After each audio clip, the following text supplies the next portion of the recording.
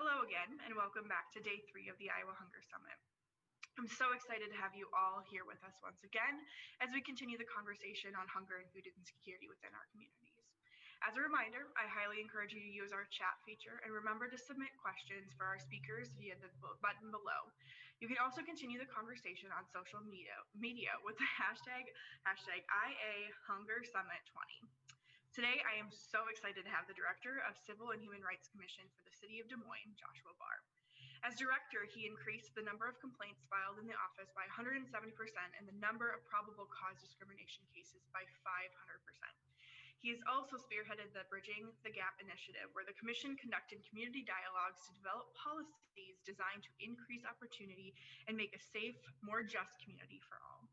This year, Joshua debuted the Emmy Award-winning documentary, Breaking Bread, Building Bridges, where he and his team took 40 strangers and matched them together based on their differences to have dinners over a course of a few months. Joshua served as a creator, director, and executive producer of the documentary. In his keynote presentation today, Joshua will dissect the understanding that to survive, each person in the world needs access to food, clothes, and shelter. These fundamental needs must be guaranteed to and entrusted by the people in order for individuals and communities to thrive. He will address how unsustainable and erratic funding and support continually cut away and destabilize access to basic need programs, and explain how these inadequacies must force us as a community to question and address what we must do to ensure food access. This discussion will dive into 5 specific actions communities can utilize to fight for and achieve sustained food access at the local level. Thank you so much for being here. Joshua? Thank you, Madeline, and good morning, everyone out there. I know some of you are here in Iowa. I know some of you are on the other side of the country. So good morning and good evening or good night to some of you. I will try to make this as painless as possible, try to be as informative as I can be. But as you stated, my name is Joshua V. Barr, and I am the director of the Des Moines Civil and Human Rights Commission. I'm not really going to go into my background. I have some degrees, which means I have a lot of student loan debt. I have worked internationally in Colombia, South America, both as a professor and a legal consultant. And here in the United States, in my home state of South Carolina, I served as a civil rights attorney for the state Human Affairs or Civil Rights Commission. And then I transferred here to Des Moines as the director of the Civil and Human Rights Commission. And it's been a while since I've updated my photo, probably about 5 years or so I'll make sure to get a new photo headshot in. Now, what we're going to talk about today is based on an article I wrote called A Better Way, 50 plus action items to fight against racism in your community. So I know I have 5 local action items, and a lot of these things actually reference from this article. So if you want to check out more, there's another place where you can get additional information. I do want to caution you, though, that I'm not very good at math. And so when I really told them 5, that didn't happen. And it's actually more like 13. So I didn't do very good at math. And so please forgive me. I had to repeat the 12th grade, and I'm not joking on that. So we're going to get 13 recommendations today with actually some, and I'm going to preface that with some other recommendations as we talk about local actions you can take to improve food access in your community. But before we get there, I actually just want you to take a moment and dream with me for a moment. And I just take a moment and close your eyes and think about, envision your perfect community. And I want to know, when you have your eyes closed and you're dreaming about your perfect community, what do you see? What do you feel? What does it look like? What can you see? What can you touch? What can you grasp onto? What kind of store and markets are there? What are people engaging in? What are they talking about? What do people have access to? What are the children doing? Now, how many people, and I trying to make sure I can access this. I try to engage in chat as much as possible, much as I can. And I'm just curious about what anybody saw, if anything. So you can certainly type it into the chat if you want to, but if it's just me by myself, that's fine. But what did you see? And did anybody see people working, people with jobs? Did people see nice homes and things people had access to? Did people see food markets and grocery stores with fresh fruits and vegetables as options for people? Did you see friends and family engaging with one another? Now I'm curious also, did you see Church's Chicken? Did you see McDonald's? Did you see a number of fast food places in your perfect community? Did you see liquor stores? Did you see check cashing places? Did you see convenience stores without fresh fruit and vegetable options? Did you see neighborhoods that did not have access to parks and grocery stores? Now, based on what you saw, the goal today is how can we get that image in your head of those communities to actuality? What can we do? A vision where people are not preyed upon and not given the worst options of what to eat in ultra processed food, where grocery stores are not miles away and people have access to fresh fruit and vegetables, and they don't have to resort to going to convenience stores and Dollar Trees to get their groceries. Getting to that vision of what you had is what today's discussion is all about.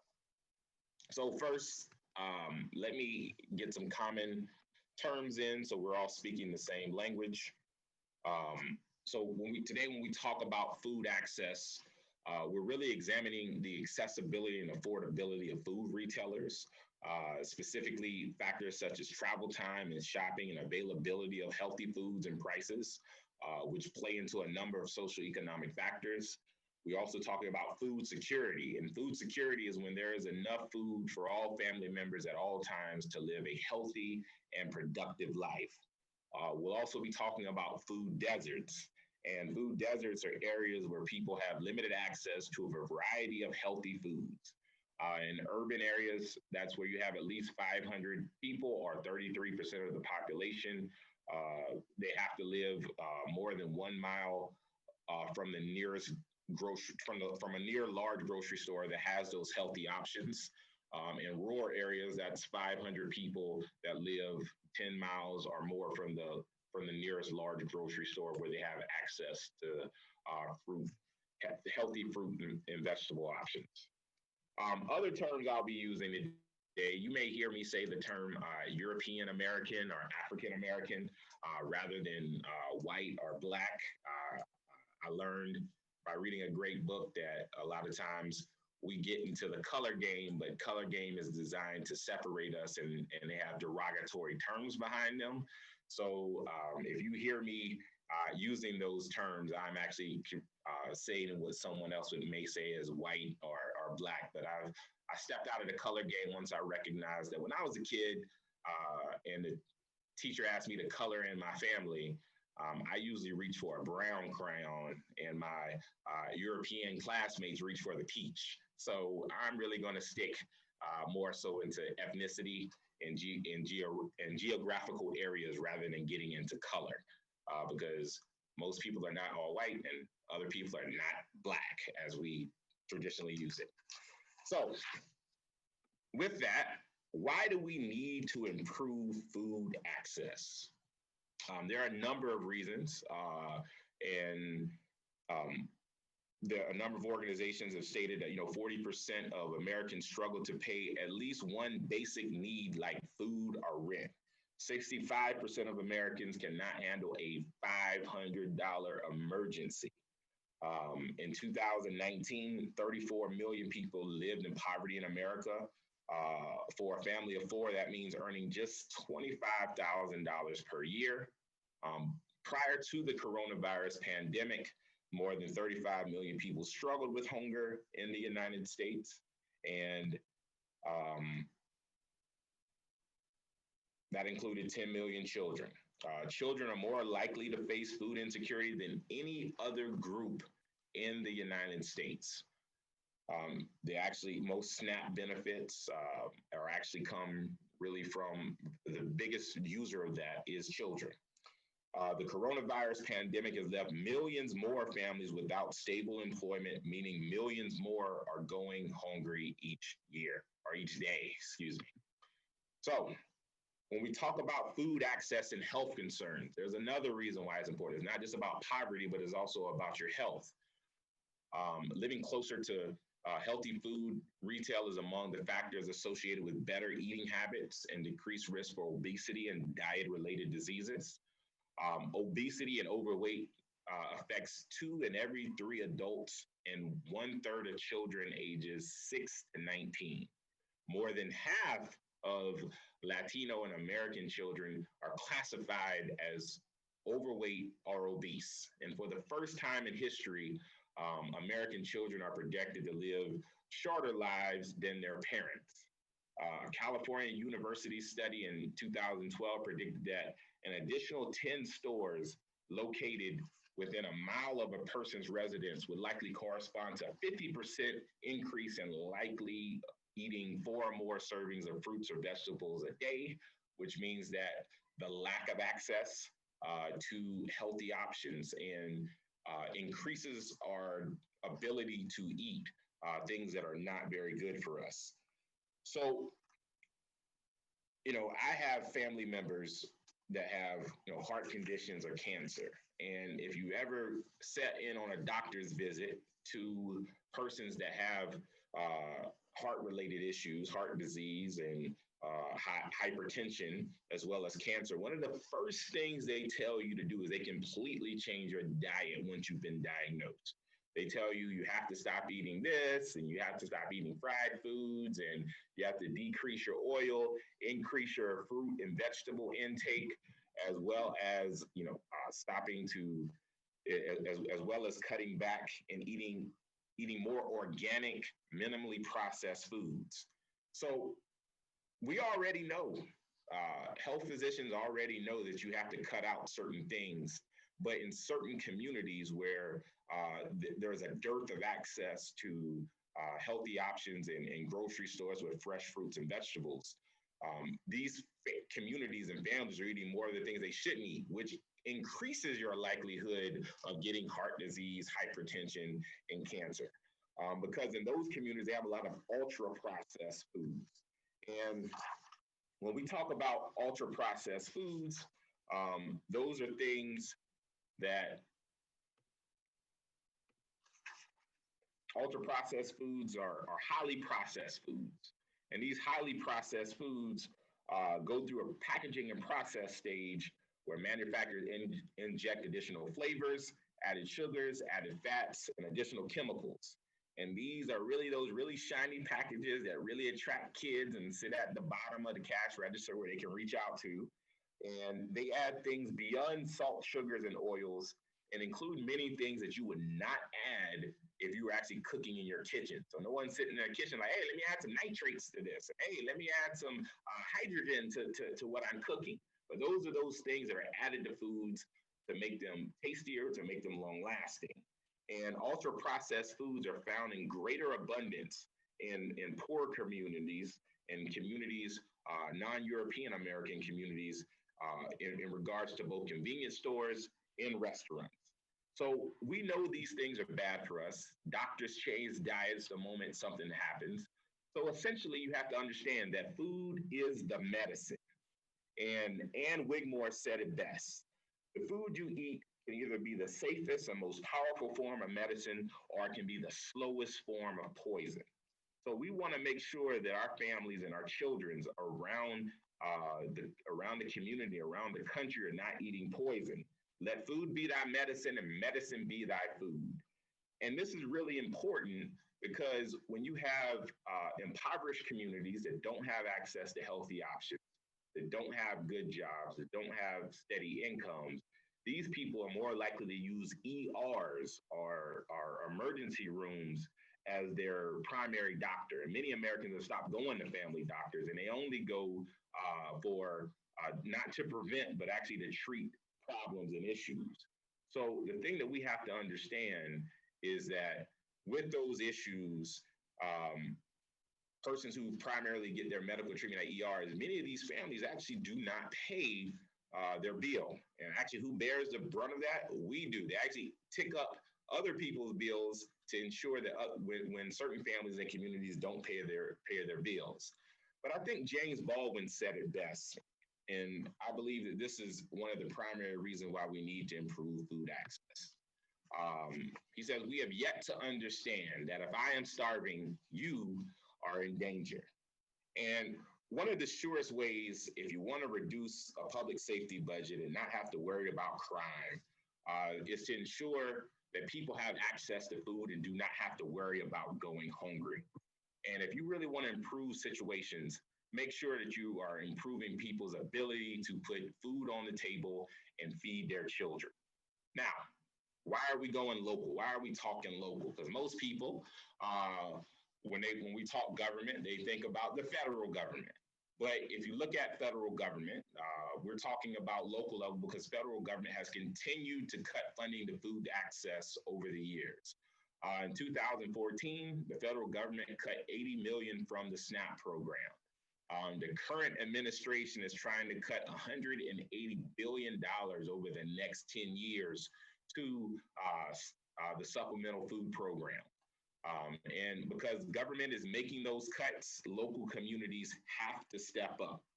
And I'm a firm believer that if you want to make change, you have to start at the local level. All politics are local.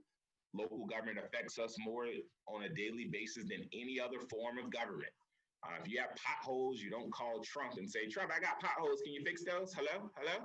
He hung up. So that's not what federal government's about. That's where your local level really comes into play.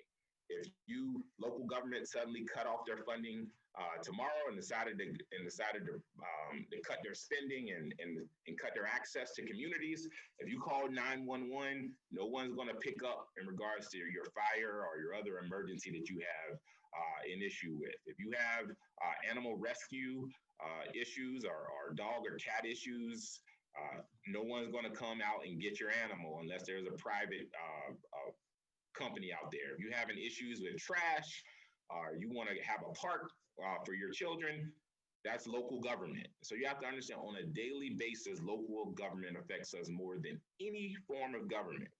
And unlike state and federal levels, there's no extended recess. School boards, county board of supervisors, city councils meet on a monthly, many times bi-weekly basis where you can have access to them. They're the most accessible and they meet the most where you can let your voice be heard. And many times, ultimately at the local level, school, county, city, they receive the federal dollars and the state dollars and decide how those funds will be distributed. Now, why get organized? We're talking about local action at the local level, and we're talking about organized communities. Why not go it alone? Now, I'm pretty sure some of you recognize the gentleman in the photo, but his name is Big Sean, and he wrote a song in 2015 called, One Man Can Change the World. And I personally hate that song because it's a fallacy. One person has ever done anything by themselves. They say, oh, Lincoln freed the slaves. Well, guess what? Lincoln had a whole army, and he had Secretary of War Stanton, and he had a number of generals, including Grant and Sherman, who really fought these wars. And some people say, well, what about this guy? This guy, his name's Martin Luther King. He did it. He did it. Oh, really? Well, actually, Martin Luther King was a very organized person. He worked with a number of organizations. He was successful because he was organized. His organization was the Southern Christian Leadership Conference.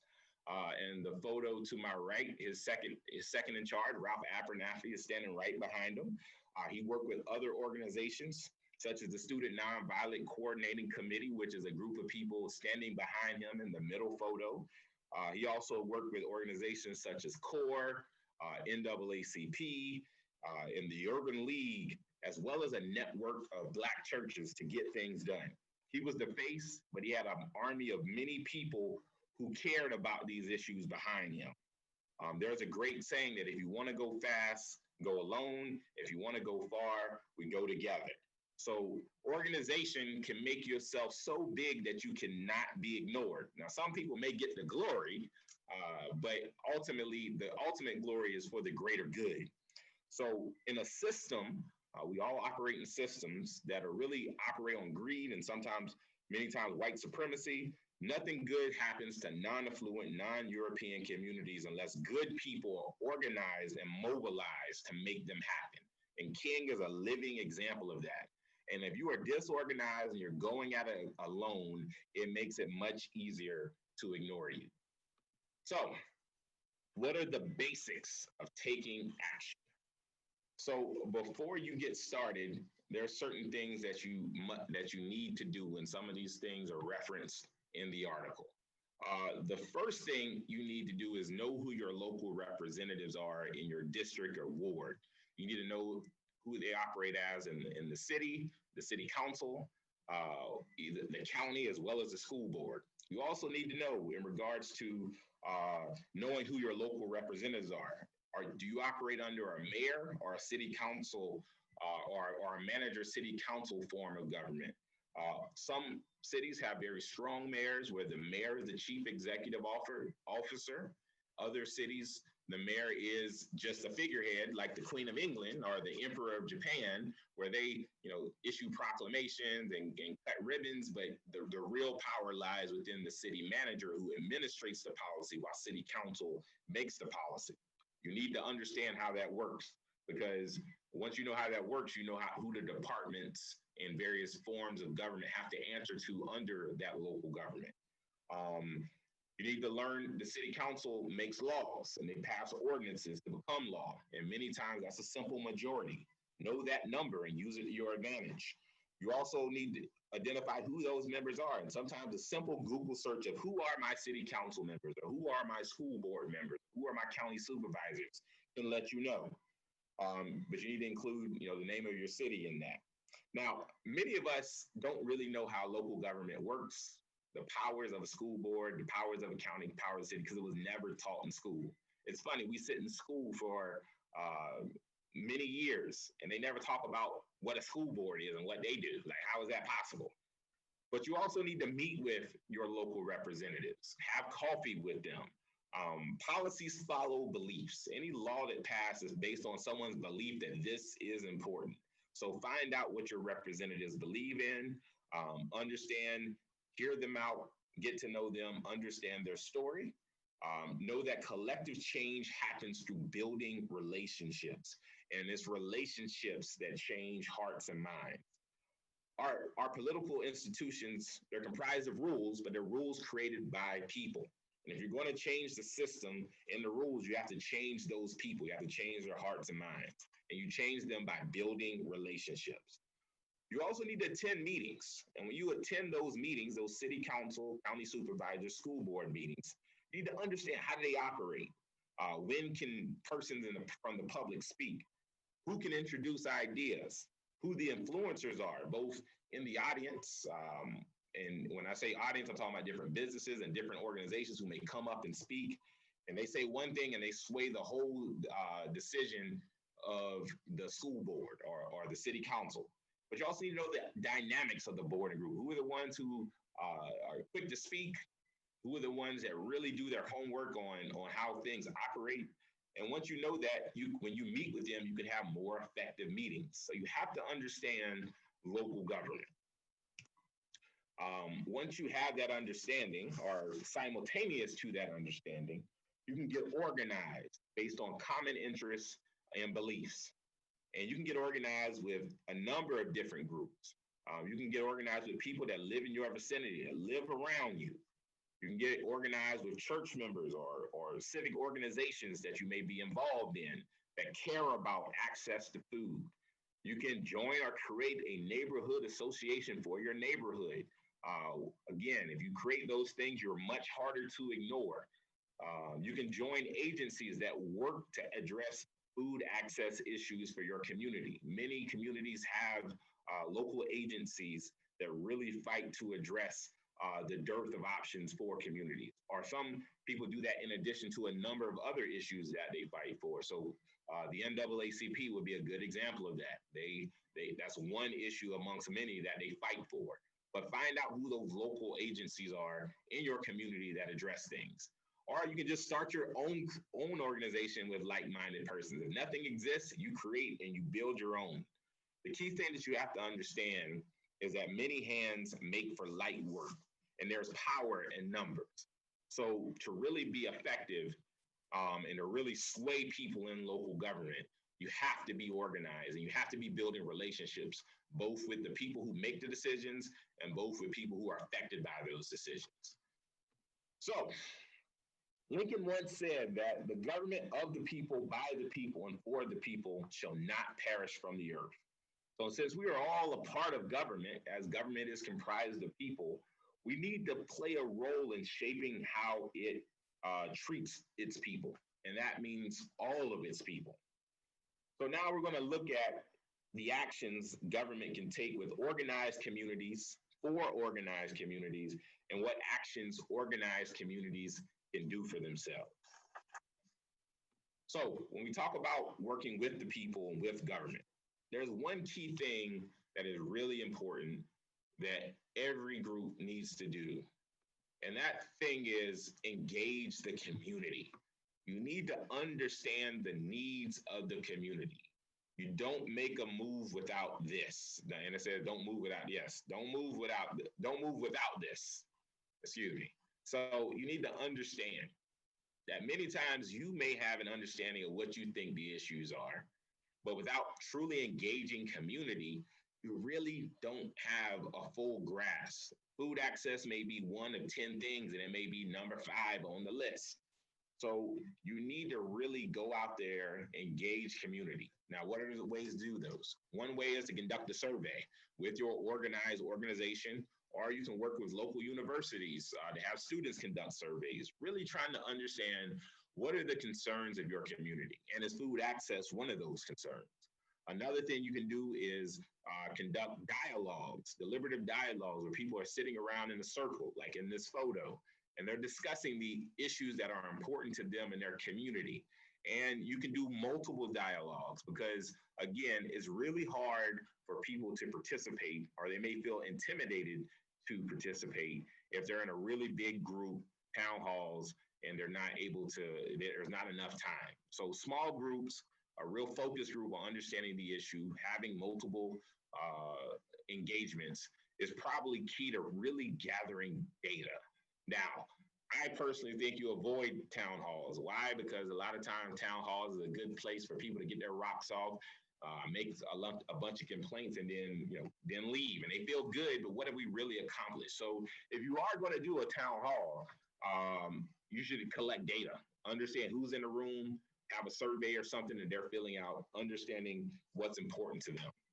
And I use this photo because this is something that we did as a community, not necessarily in relation to food access, but it demonstrated some of those concerns as well. We had small dialogues, really understanding the needs of the community, because it's only when you really understand the needs of the community that you can enact necessary change to really transform your community.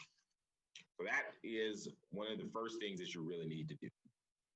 Now, once you really understand and work with government and work with other organizations to understand the needs of the people, only then can you really start making demands on behalf of people. It's foolish to go in trying to speak on behalf of people not understanding their issue. So at a city or county government level, here are some suggested recommendations you can make. Prior, I still encourage you to engage your communities, but here are some things that organized communities have done in the past to really fight on behalf of their community to really enact change. So one of the things that people have done is they have requested the use of CDBG or CDFI funding usage to address food deserts.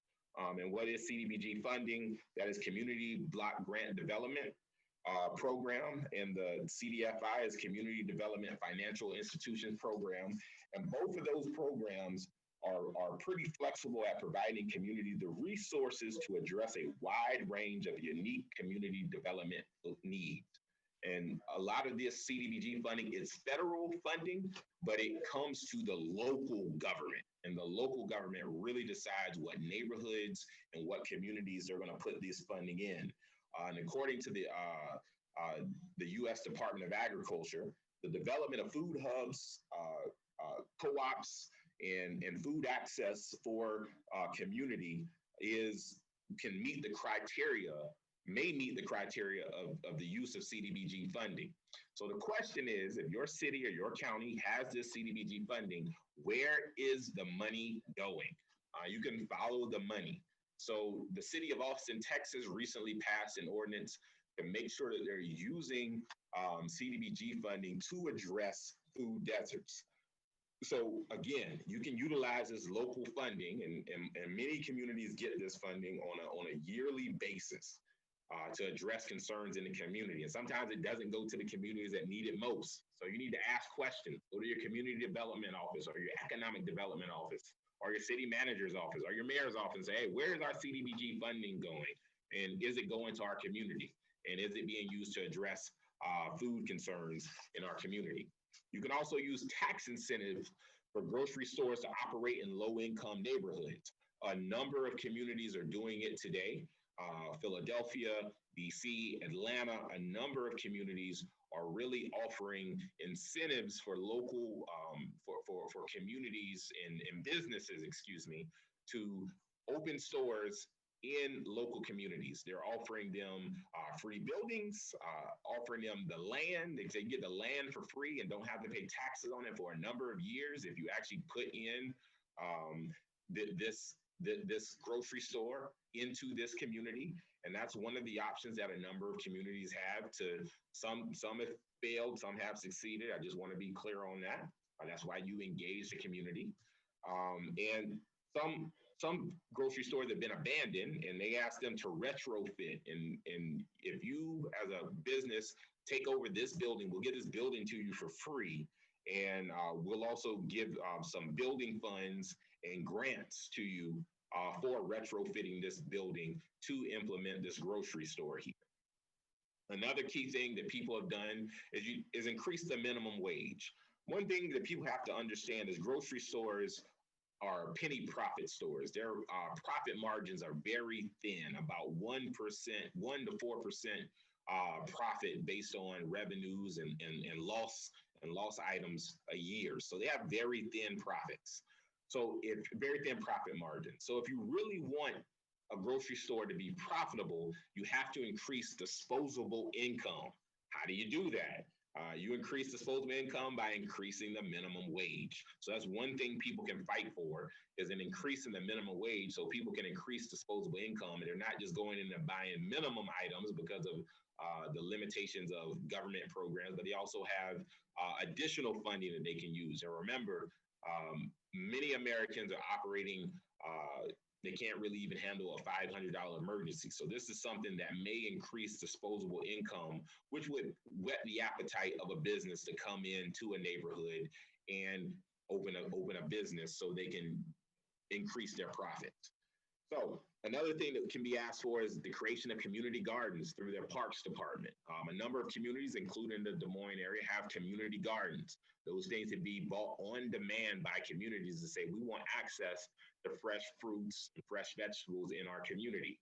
So for example, we have a number of refugees and immigrants who come here and they're not used to canned food. So they were able to engage with parks departments, engage with the city, and able to create community gardens. And there's still a number of requests for people to identify community gardens. Another thing that could be done possibly is express bus line to grocery stores. So Flint, Michigan is trying this example where they're having express bus line to grocery stores. This is a route. It goes to the local big chain grocery store and throughout a low-income neighborhood. So that's another option. Another thing that you can do is this startup funds for fresh food vending at convenience stores. Philadelphia has tried this. Instead of trying to build and attract big chain stores, what some local community organizations have done is they actually have fresh food vending machines at local grocery stores. It looks like the same thing where you open up a soda machine at a grocery store where you're getting a soda, but it's packed with fresh fruits and vegetables. And those people come in at least on a weekly basis and exchange those out. So grant programs from a city or county level to increase fresh fruits and vegetables through vending options at a convenience store can increase fresh fruit and vegetable options at a local level without having to build a store. You can actually create new entrepreneurship programs through this. So in schools, what can you do at a local level? Number one, you could have EBT cards for students. If anyone's been paying attention during COVID-19, a few states, including Michigan and California, passed laws that gave EBT cards to students during the pandemic, because what they realized was many students, a number of students, were only getting fresh food options at school. And because of the pandemic, a number of options were cut. And they said, what do we need to do? And so they created, I believe it was Ohio, Michigan, and California, I believe, they created programs where they gave all the students EBT cards so they could have access to foods beyond, since they were no longer in school. But the thing you also have to think about is, if you imagine a child who only has options for breakfast and lunch during the day to have access to food, once they go back to school, they still won't have access to a healthy dinner. So those EBT cards could also help there and actually fight for that option in your local school district, that children who are below a certain level on the poverty line could have access to those foods. So you could also fight, and this is something I really believe in, practical education for youth regarding food. So here's the thing. Food is life, but we don't teach farming in schools anymore. We've created somewhat of a system of dependency, and that's one of the fallacies of a city system.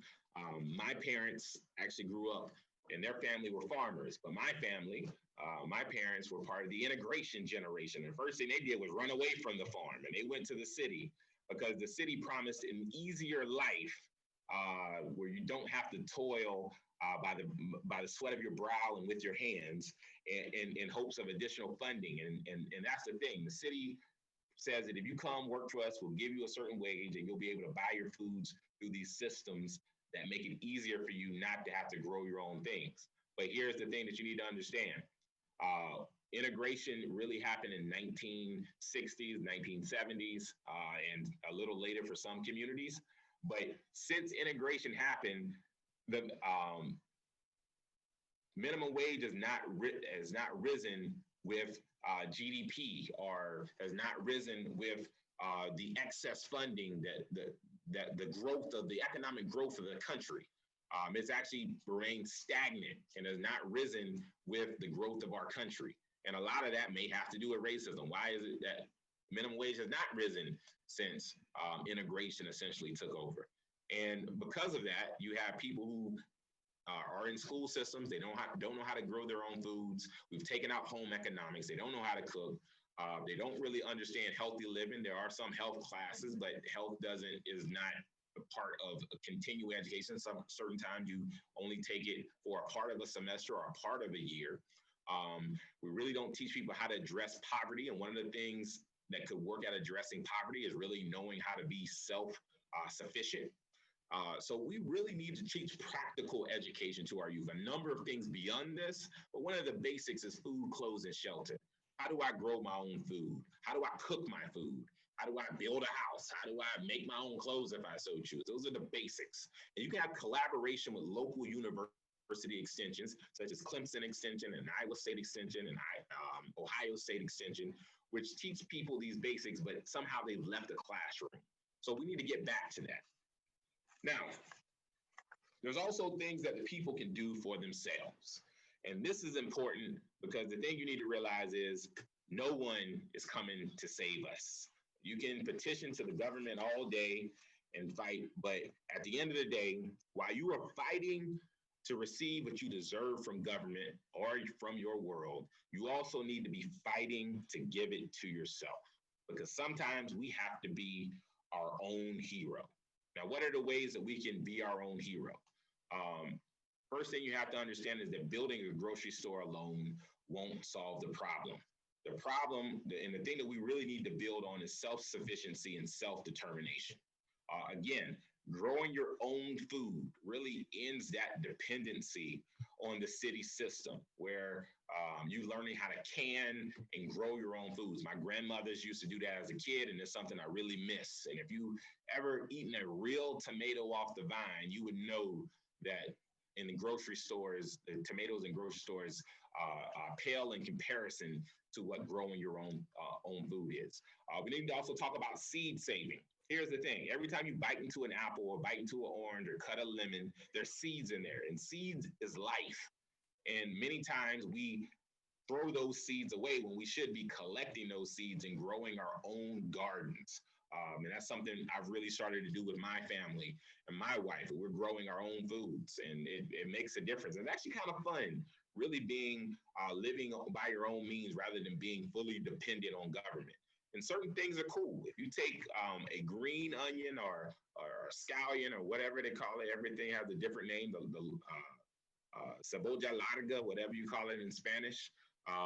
If you use most of it, but leave the end where the root hangs off and a little bit of the onion and plant it in the soil, it regrows itself. And you can do the same thing with a number of other items. Onions, if you leave the root hanging and don't cut off the entire part and plant it in the soil, it regrows. And that's something that me and my wife have been doing.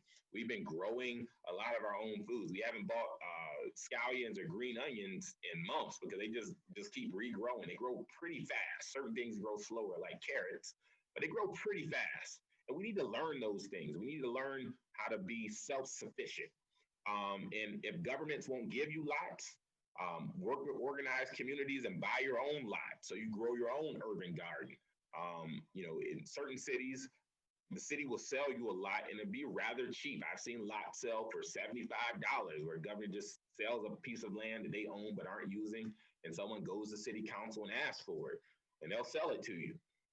So those things are happening. You also create aquaponics or hydroponic places where you're growing food, stacking food and growing it on top of each other, utilizing fish and fertilizer, and it grows year round in urban farms and greenhouses. You can utilize community centers to educate adults to continue their education, bettering their health. You can also host your own local farmers market. You may actually need a city permit, but you can host your own farmers market with local growers, giving your community access to fresh foods. So, we live in a microwave world where people want instant results, but anything worth having really takes time. And I've given you a lot of recommendations, and I've really rushed through this very fast. 45 minutes is not enough time to really dive into this. And I'm not telling you to only try one option. I'm really telling you, in the words of Poe, you got to try them all. You got to try all the options, because there is no one solution to addressing food access concerns. So really go out there, engage with your community, understand how your local government works, both at the city, county, and school level. Once you understand the community issues and you're organized with other groups, really push and fight for those things, both working with government, both making demands from government, but also doing it for yourself, because I really believe that self-determination is the ultimate goal. So I really thank you for your time, and I know my time is up. In the words of Frederick Douglass, if there is no struggle, there is no progress. So I really believe that you have to fight for the things that you believe in, and my contact information is there. So I really thank you for your time. Thank you. Thank you so much, Joshua. This presentation was, wow, packed, not with 5, but with 13, and I would argue maybe even more real actionable steps people can take. And, I think this is the conversation people are hungry for, and I'm so excited that we're able to start the 3rd day of the Iowa Hunger Summit this way. We've had great conversations, and now this is really filled with action steps we can take. So thank you again, Joshua V. Barr, the director of the Des Moines Civil and Human Rights Commission. I think your message that when we center communities and center the needs and priorities of people, we see real movement. We go farther together rather than fast alone. And to manifest that dream community that you had us imagine at the beginning of this presentation, we need that strong ecosystem that you talk about. You know, we need to have strong individuals leading to self-determination, but strong communities in that ecosystem. So the American political system is notoriously complex, and it was designed this way, but I also appreciate your breakdown and your encouragement to get involved and understand our systems of local government, and then to build partnerships within those. Again, building that strong ecosystem. So let food be thy medicine and thy medicine be food. What an excellent quote. We'll make sure to get these resources out to everyone in our daily digest later this afternoon. Make sure you have contact information for Joshua V. Barr. Now stay tuned for our next session. What's next? Creating a more resilient food system after shock. Thank you. Thank you.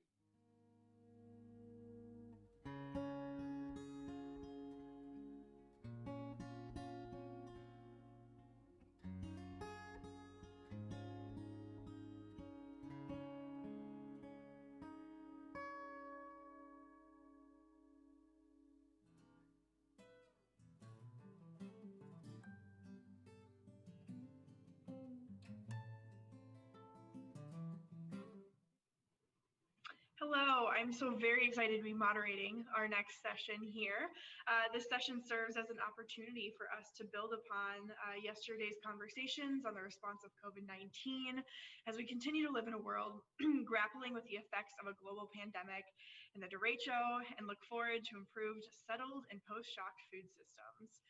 As food banks have been and continue to be at the center of hunger relief throughout disasters, we will engage food bank leaders in a conversation on what we have learned from past shocks to the system, the future projections for the sector, and the need for resilience to be incorporated into our overarching systems. Today, I have with me Barb Prather from the Executive Director of the Northeast Iowa Food Bank. Under her leadership, the food bank has added the Kids Cafe, the backpack program, food pantries, summer feeding, and a community garden. Barb serves as on boards of the Met Transit National Leadership Alliance for UNI and Warburg Social Work Advisory Council and the Feeding America's National Council. We also have here today with us Mike Miller, who is the president and CEO of Riverbend Food Bank in the Quad Cities. And he serves as the vice chair of the National Council of Feeding America, the National Network of Food Banks, and is a board member of the Iowa Food Bank Association and Feeding Illinois. Mike's background is actually in engineering and business, and he has degrees in computer and electrical engineering with an MBA from Purdue University. So we're really looking forward to have Mike and Barb with us here today for this really exciting conversation. I'm really looking forward to hearing from them both, not only on their reflections, but really what we're looking forward to as we look towards the future. What's next, both in the intermediate, but really in the long term. How do we kind of change track here now that we're 7 months into the pandemic and looking forward and kind of really building and strengthening. And so Mike and Barb, I'm really excited to have you here with us today. Really looking and as we move into this first conversation point, I really want to ask is what does a shock like the pandemic or weather-related disaster really mean for you as a food bank? What role do food banks take on in these events currently, and what do you think we could or should really change or adapt as we move past 2020? Barb, I'll start with you. Thank you, Madeline, and it's a pleasure to be here today to share, where food banks have been through this pandemic and when we look to the future, what that looks like. Initially, when we started working on providing relief, everything changed overnight. Many of us had to really stop and do an assessment. Okay, what's the most important? Well, the most important is we keep everybody safe. We ensure that safety procedures are in place. And part of it too is that we need to make sure that people still get food, because as we remember early on, there was a huge increase in the amount of food needed in the community. So we really did an overall internal assessment as best we could, knowing that every 5 minutes something was going to change. And then from there, built on the partnerships that we have in the community and statewide to make a difference and to help guide not only our staff and our volunteers, but also the member agencies that we work with.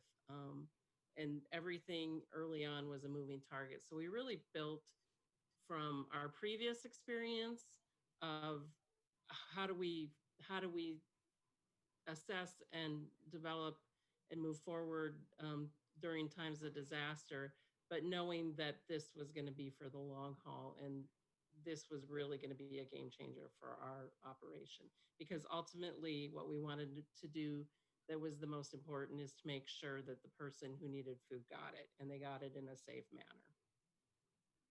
Well, that's a great point, Barb. I mean, one of the things that's just struck me tremendously over the course of this summit is how. Mike, it looks like your audio might be going in and out a bit. I'm sorry. Yeah. There we go. And Okay, how about now? There we go. that's better. I don't know what I did besides just, magically wave at the gremlins. So I was just remarking that what's really struck me during this whole summit is how involved food banks have been in disaster relief.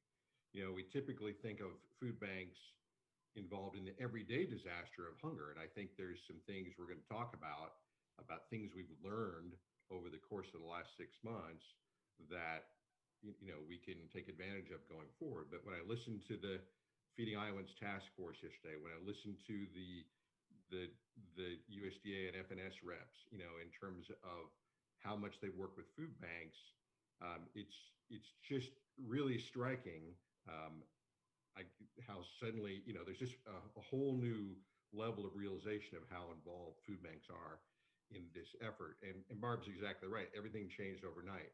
The need jumped about 50%. The supply chain was seriously interrupted. So we were getting, usually the largest channel for food donations to food banks is retail groceries. Well, their shelves were empty, so they didn't have anything to donate. We had to turn to more purchase food. And even those, the supply chain for purchase food that normally would have lead times of 2 to 3 weeks, had lead times of 2 to 3 months. And then when they finally showed up, they might not show up, or they might only be half full or whatever. And so we really had to get out ahead of that. And then, of course, we had to totally change our operational methods for the safety of everyone involved, limiting contact, switching to drive-through, no contact, curbside food distributions. And so it's really been something. And I'll just add to that a little bit. I think our past experience with disaster helped us be better prepared to be more proactive for this disaster. A case in point is, with COVID, it's all about touch. It's all about passing, germs on and whatever. And so early on, Mike and I had a conversation with DHS, Cindy O'Brien at DHS, about what could we do to get the signature waived so people who needed food immediately could get it, and they could do it in a safe manner. So it was trying to be ahead of the game as much as possible, knowing that there were going to be roadblocks along the way. But even those roadblocks weren't things that we couldn't overcome. And I think working statewide with all the food banks, but working locally with our emergency management personnel really helped us be stronger in a network, and really, that's what led to the Feeding Iowans Task Force. So it's just building on the good that we've done in the past, helped us step into it, and we've only built on the good that can help us in the future to hopefully do away with food insecurity in Iowa someday. Yeah, and go ahead. Oh, go ahead. No, please go, Mike. Yeah, it's a point that Barb made from the session with the USDA folks. I was really struck by, all of these different waivers that they have made available. We waived the signature requirement. We waived the congregate meal requirement for children's feeding. We waived the programmatic element for children's feeding. And I'm looking forward, Madeline, I did submit a question to that session, and I'm looking forward to the answer, because the question is, what have we learned from the greater flexibility that we have made available during COVID that might be helpful to feeding people going forward in a post-COVID world, whenever that comes, if it ever comes, because those waivers have helped us feed more people. And I'm hoping that we can not just get through COVID and have things go back to normal. I'm hoping that we can take all the things we've learned from the task force, from working with the USDA, from changed operational methods, to leverage that to end the everyday disaster of people going hungry. And making it and streamlining it so it's much easier to access food. Well, you've touched on a few of the partnerships that, existed prior to COVID and have definitely been strengthened by COVID. But looking towards the need and the vitality of collaboration, especially in the process of the crescendo that came directly out of the start of the pandemic and really the outlying moments of the disaster. So through these collaborations, we've obviously seen our resilience, but there have also been a lot of underlying gaps that have been magnified throughout all of this. And through our conversations together, we really touched on some of these new partnerships that have come out of such a tragedy. But how do we really catalyze on that and move forward and have that momentum without necessarily needing to have the shock or the disaster? How do we create and not get stagnant or stale within some of these routines that we've had, pre-COVID? That's a great question. And it's hard because you think about food insecurity when you see the long lines. And unfortunately, whether it's our mobile pantry or whether it's our on-site pantry or the member agencies that we serve in Decorah and Postville and Lansing and all the communities in Northeast Iowa that we serve, they see it daily when somebody walks in their pantry and needs food. And we have to keep it in the headlines. We have to be better. We have to start being strong advocates to reach out and to understand what the issue is and what's the underlying things that are causing it. For me, if somebody, we are fortunate that our food bank was started as a food pantry, and that food pantry still exists today. And every day between 150 and 200 families come in to get food, and that's sad. But it's sad whenever anybody does. So we just need to raise the voice and raise the level of awareness to the issue that hunger does exist. There are solutions to it, and continue to keep our legislative elected officials involved in understanding it and helping us find solutions to ensuring that people have access to food. And I think that's a great point, Barb. One of the things, we're all tired, right? We've worked more than ever. The distribution's up by at least a third. People are tired. But one of the things that keeps me going is that I think COVID presents an opportunity to advance the ball on solving the everyday disaster of hunger. And there's lots of different reasons for that. So first of all, people's awareness is much more. I'll say it the way I've been saying it. Hunger is no longer just a lower class problem. Hunger is now a middle class problem. You've got people furloughed from their jobs, or kids who got fed at school who are home. And it's so many more people that almost everybody knows someone now. And so if before people thought of the hungry as kind of those people, whatever that means, and I find the stereotypes offensive, but now everybody knows somebody, and it's made it more personal. It's made people more aware. And so I'm not wanting us to get past it and then have it go back to normal. I'm wanting us to get past it and to leverage that awareness to keep things going. And then to your point, the partnerships that have been formed, all those lovely things that were discussed as part of the Feeding Iowans task force yesterday. and the partnerships of pork producers and beef and turkey and eggs and the like. Well, that looks a lot like Ohio's ag surplus program. And if and perhaps, that's a program that, well, so I moved here to Iowa from the Cleveland Food Bank, where the ag surplus program was a $17 million program in the biennial state budget, which did exactly that. It brought surplus food from Ohio growers or farmers, producers, and then made it available through food banks. And so I think we've learned some things that work really well, that are beneficial both to hungry people and to the ag community, that I think we can continue going forward rather than just letting them go away.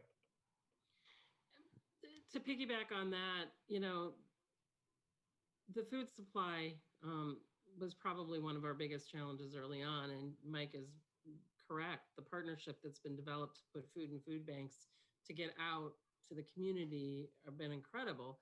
For me, also, it's the partnerships to help us distribute that food.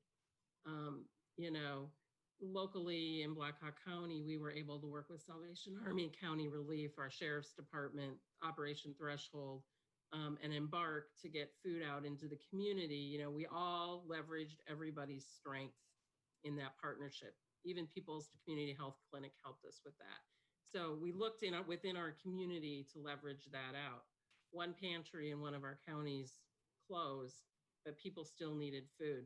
So we were able to step in and help them for a few months with a mobile. But a lot of the reason, we were seeing a 20 to 25% overall average increase in the last 7 months. We couldn't do it with the infrastructure that we had it in place. So that was where the benefits of the National Guard came in to help us get the food out. We still have transportation companies helping us move food across Northeast Iowa because the demand is so great. And it's these kind of partnerships is how do we move into the future and still use them? A couple businesses in Waterloo closed down, and one of them helped us with our food rescue for 2 months. So it's those kind of partnerships that help us move the food through the community that really make a difference. And it wasn't just one county, it was throughout our whole service area. We can't do it alone. Yes, we can collect the food, but we can't get it distributed alone from top to bottom. And that's what I'm very grateful for, is how Northeast Iowa and how the state came together to help us do that. Yeah, it's really important for us to acknowledge those partnerships. The public uses the terms food bank and food pantry interchangeably. And I'm not offended at that, but when you do that, you're not picturing the scope of what we've got. The picture in your background is a great example, right? So food pantry would be like a room at a church or a community center where a hungry person can go and leave with a bag of food to take home for their family. The 6 food banks that serve Iowa, have tens of thousands of square feet of commercial food distribution space that are distributing, tens of millions of meals across the state. I think you pulled up a map right now. Yeah. But we could not do what we do without all those food pantries. There are 1,200 partner agencies, mostly food pantries. Some are meal sites, some are shelters, some are daycare and the like. But for example, Riverbend Food Bank has 300 of those partners. In both Iowa and Illinois, because part of our service area extends to Illinois as well. And at the height of COVID, only 17 of those shut down. And it's down to single digits right now. And I have just, there are amazing stories, just like you said. I'll call out Community Action of Eastern Iowa, that right from the beginning recognized that the biggest need was home delivery, because there are people who couldn't get out to pantries because they're high risk or whatever. They rented a truck and started getting food from us every week and delivering it to homes, hundreds of people every week. And there are all kinds of examples of that kind of work throughout the state. So you and I are often in forums like this that are pretty public because of the prominence of the role of food banks. But I certainly, and I know you share this too, want to acknowledge the work of all of those partners, because there's no way we could do what we're doing without their participation. Yeah, I completely agree. They're the ones on the street. We're just helping them and getting them food. We just want to be a resource for them because they're the ones that do the work every single day. And we come in to supplement where they can't, for whatever reason, they might not be able to fill it. It's a great thing, this role. Um, from my seat, and as Mike said, behind me is a picture of our warehouse.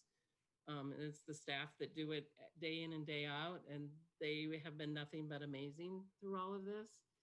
But, you know, we might get a donation and that little small pantry can't store it. So if it stays with us till they need it, it's available to them. And that's really how we work. We work together to ensure that people in all across the state have access to food. You know, I could go on and on with similar stories of how communities stepped up to make a difference to ensure that people had access to food. Moving on to my next question, when clients come to you, they're not dealing with a single challenge, both during COVID and most certainly before COVID. And so if we want to end the existence of hunger, what other root causes must we identify so that we're not just feeding the need, but we are addressing the need and ensuring better long-term outcomes for Iowans? That's the $1 million question. Um, for me, it's ensuring, um, you know, that people have access to good jobs, that they, if they have a medical bill, they can pay it. It's all those little incremental things. Life happens to somebody, and then all of a sudden they find themselves not being able to pay their rent. And that's the start. That's the sad part. We have to first acknowledge hunger and give them food immediately. But then, how in the long term do we work to turn what our, what has traditionally been an output for food banks of how many meals did you distributed to what's the impact on the person that we're serving? Because it does make a difference when we know that and how we can serve that and ensuring that we have the right food to give them so they can get to work, so they can lead healthier lives, and really help the overall picture of what's going on in that person's life.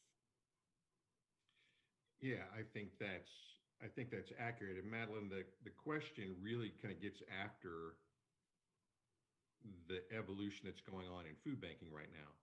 I mean, food banking has only existed for maybe 40 to 45 years in terms of this notion of rescuing food that would otherwise get thrown away and then getting that to somebody who needs it before it goes bad.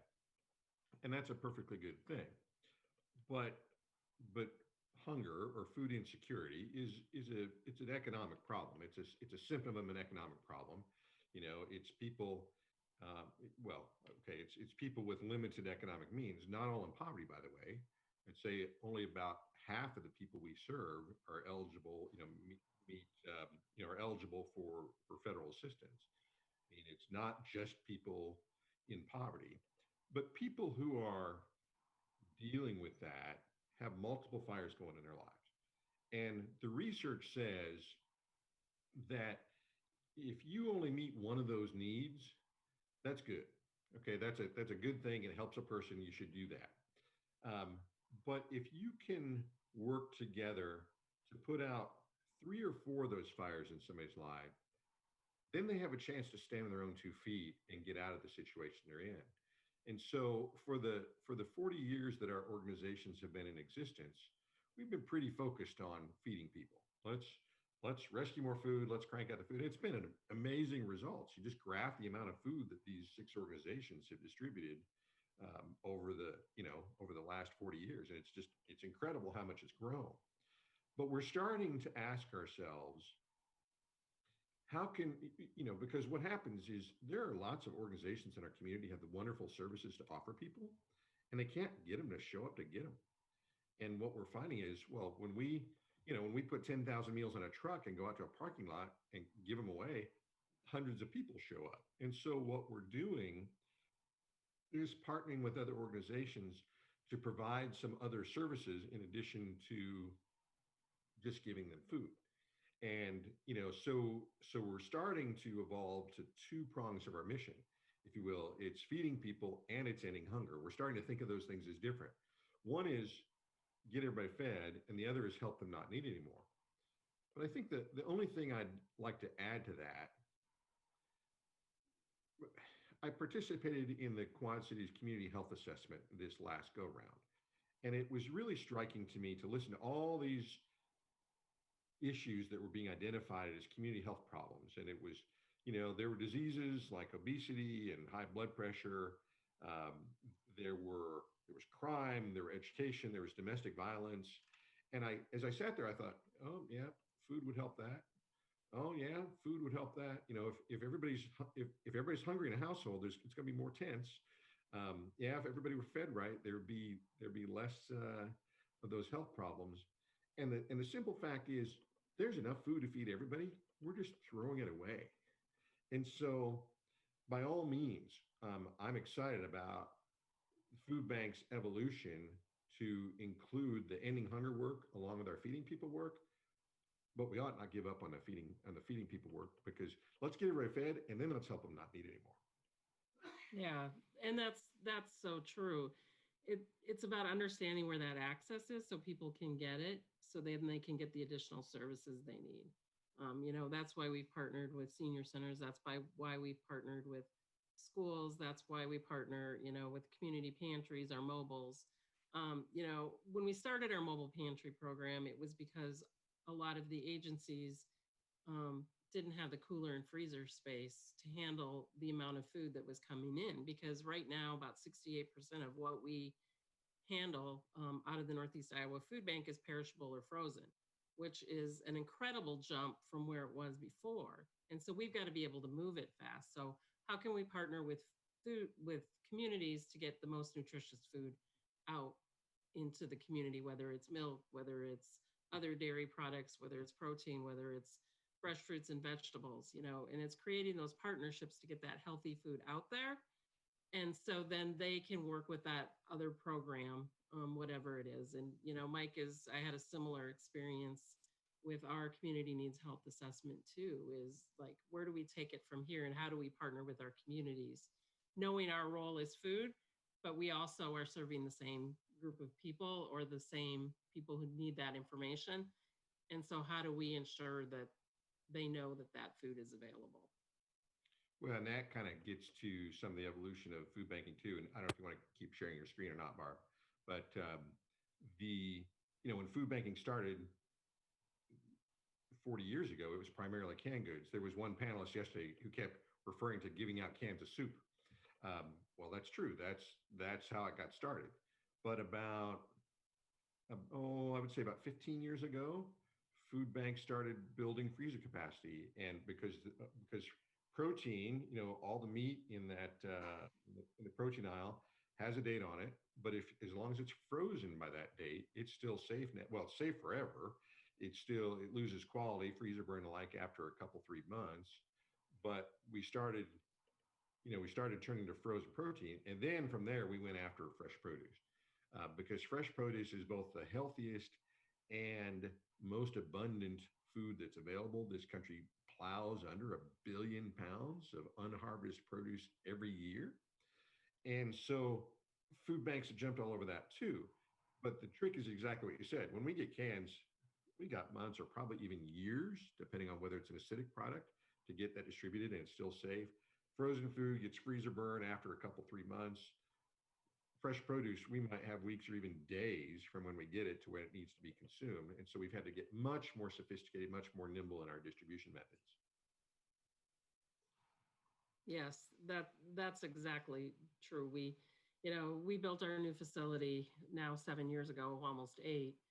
And the idea was that we would be able to take more perishable and non-perishable food in. Well, we're at the point where for the first time this year, we had to actually lease space to get more frozen product because we didn't want to say no to it. But the other side of it is I want to make sure that our cooler is always rotating, because I don't want to be in the business of storing that product. I want to be in the business of moving that product. So it really changes our model. And that brings in the whole food safety element to what we have to deal with as well. And it's not really having to deal with, it's to make sure that people get food that's safe and that it's kept at temperature controls. We all go through food safety audits. We have ServSafe certified staff to ensure that we're handling that food properly so at the end user doesn't get sick. So it's become a lot more sophisticated in what we do because we want to ensure that people are getting good food that is safe to eat and that it goes out in a timely manner. Yeah, that's an important point to emphasize. I get that sometimes food banks can kind of come off like the food safety police, and people are like, why do we bother with that? Why don't we do hip and new ways to distribute food and just leave it out in the street somewhere? Well, charitable food distribution in the United States is a highly regulated activity. There are certain requirements for the donor to receive an enhanced tax deduction.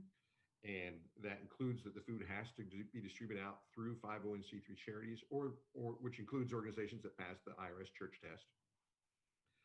It has to be given out without charge to the end user. It has to be given out with no discrimination, and it has to maintain all aspects of food safety. And one of the things that's been a little scary during this whole COVID response, because there's been all kinds of sources of food available. The USDA Farmers to Families Food Box has been amazing, but we have heard horror stories of organizations getting full truckloads of deliveries, not having a plan to get it distributed, not having storage space, and literally leaving it out in the street.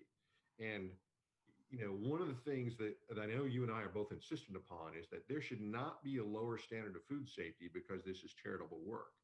That we do not apologize for insisting on the same level of food safety for the work that we do as we would expect when we buy food at the grocery. Yeah, that's exactly right. It has to be held safe. It has to be at the right temperature because we want to make sure that we're doing the best for our clients. They already have enough going on in their life. We don't need to make sure that they get bad food along the way. And that's why it's so important to what we do. So Madeline, I don't know if you want to jump in here. I promised you Barb and I could go forever. We serve on the National Council together. We're involved in these conversations on a national basis. Iowa is really fortunate to have two representatives on this National Council. I mean, we're very well represented, but I want to make sure that we get to anything that either you had planned or if there's anything that's coming into the questions, we're glad to take those. So if people want to jump in and offer You just read my mind. I was just going to prompt our audience to remind them that we do have that questions button, and I am monitoring the back end of that. But from my perspective, I really want to know what is really the biggest lesson you both have learned over the past 7 months that you're really excited about pushing forward, both throughout the remainder of COVID, but really looking at the long-term strategy of ending hunger. For me, hands down, the partnerships that we've created.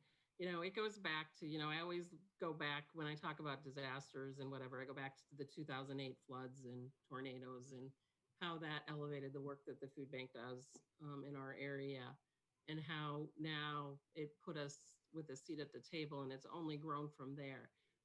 We always learn from what we've done in the past so we can step forward. And that I think is one of the things that I'm really grateful for is the additional partnerships that have been developed to really realize the type of food that we need, but also to raise the issue of food insecurity in our country or in our state, and how it affects people and how it like Mike said earlier, it used to be a lower class problem. It's now a middle class issue.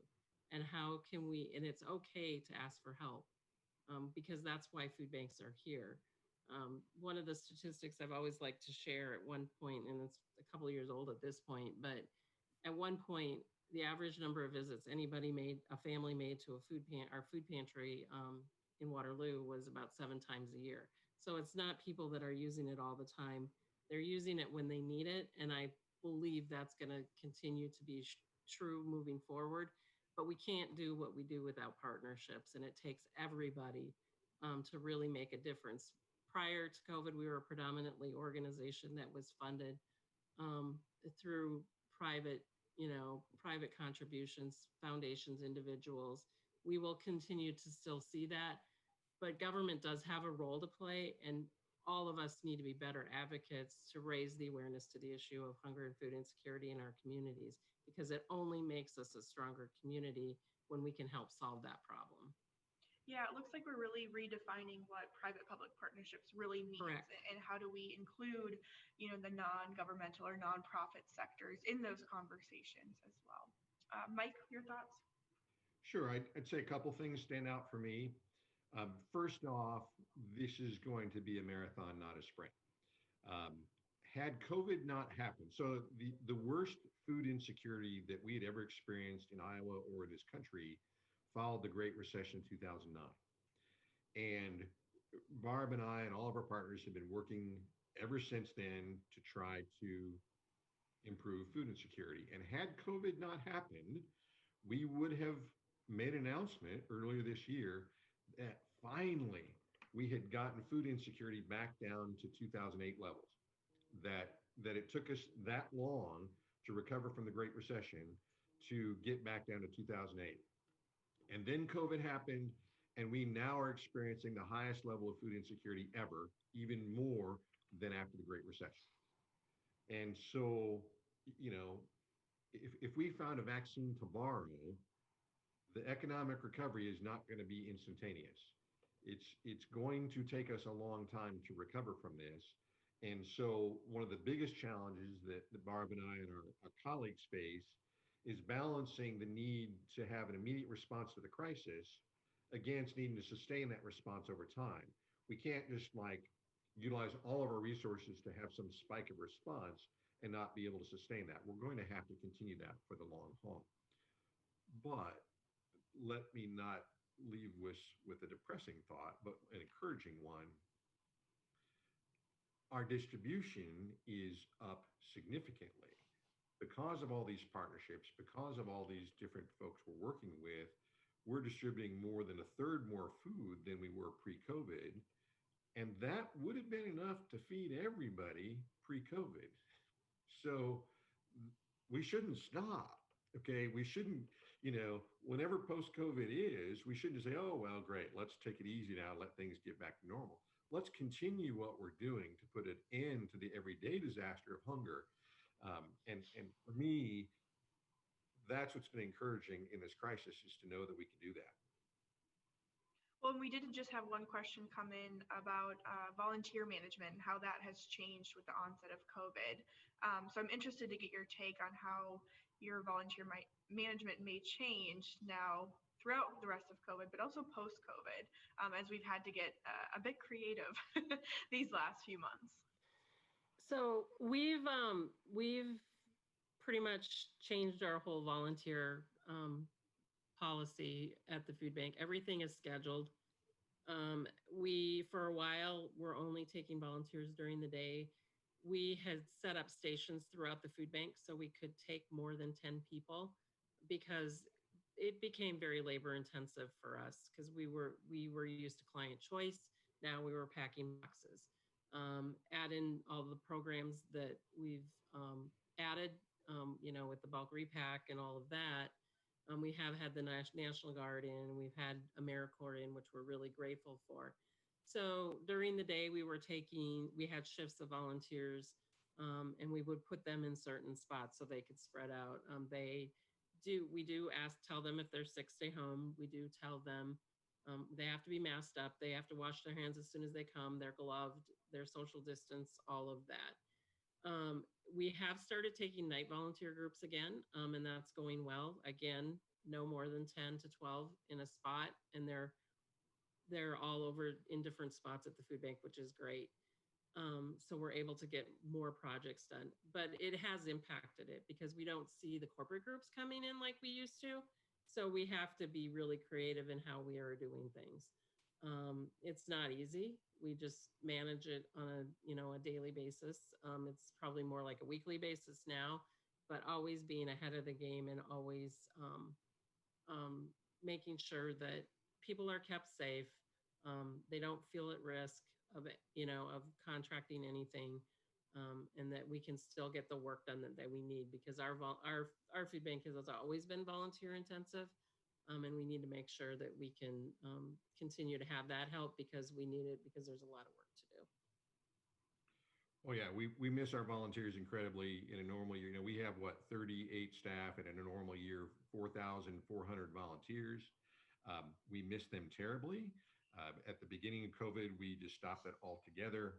We've now just with the fall and needing to pack backpacks again, have kind of eased that in, doing it completely differently, right? Small groups, socially distant, to get that worked out, because everybody's safety is most important, and people can schedule themselves for that on our website. The one thing that I'll add to that too is we've been able to coordinate with some companies to do offsite pack, where we're taking the product to their site to do our backpack program, because we handle over 150,000 bags a year. And so we did that in early September, or in September, with Target, and we have another one coming up in the next couple of weeks with Wartburg College. And that's really helped us pack a lot, but we haven't had to do it internally. They're doing it at their workplace. And we hope to do more of that too. Wonderful. Now, with about 5 minutes left, with kind of my final wrap-up question, and really looking at what comes next, and what do we do now?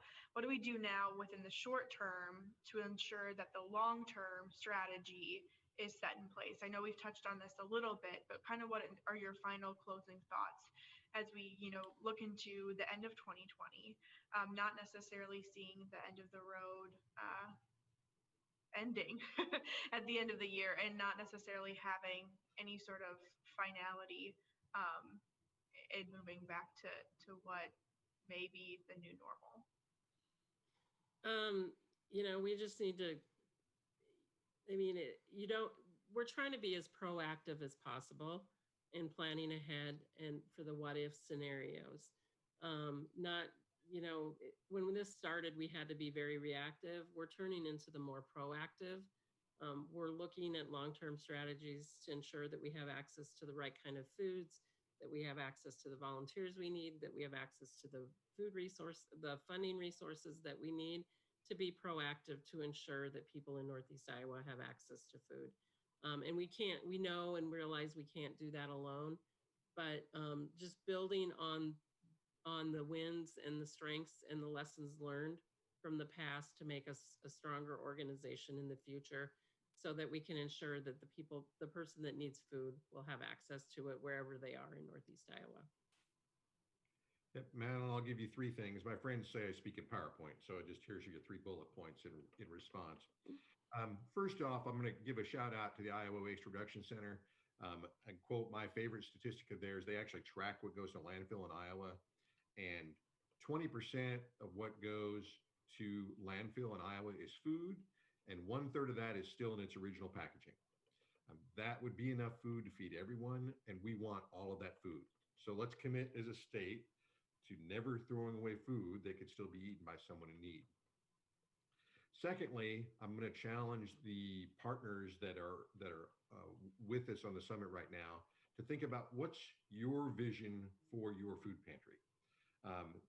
There are 1,200 food pantries out there, but a lot of them are what we would call an emergency food pantry. They let somebody come once a month.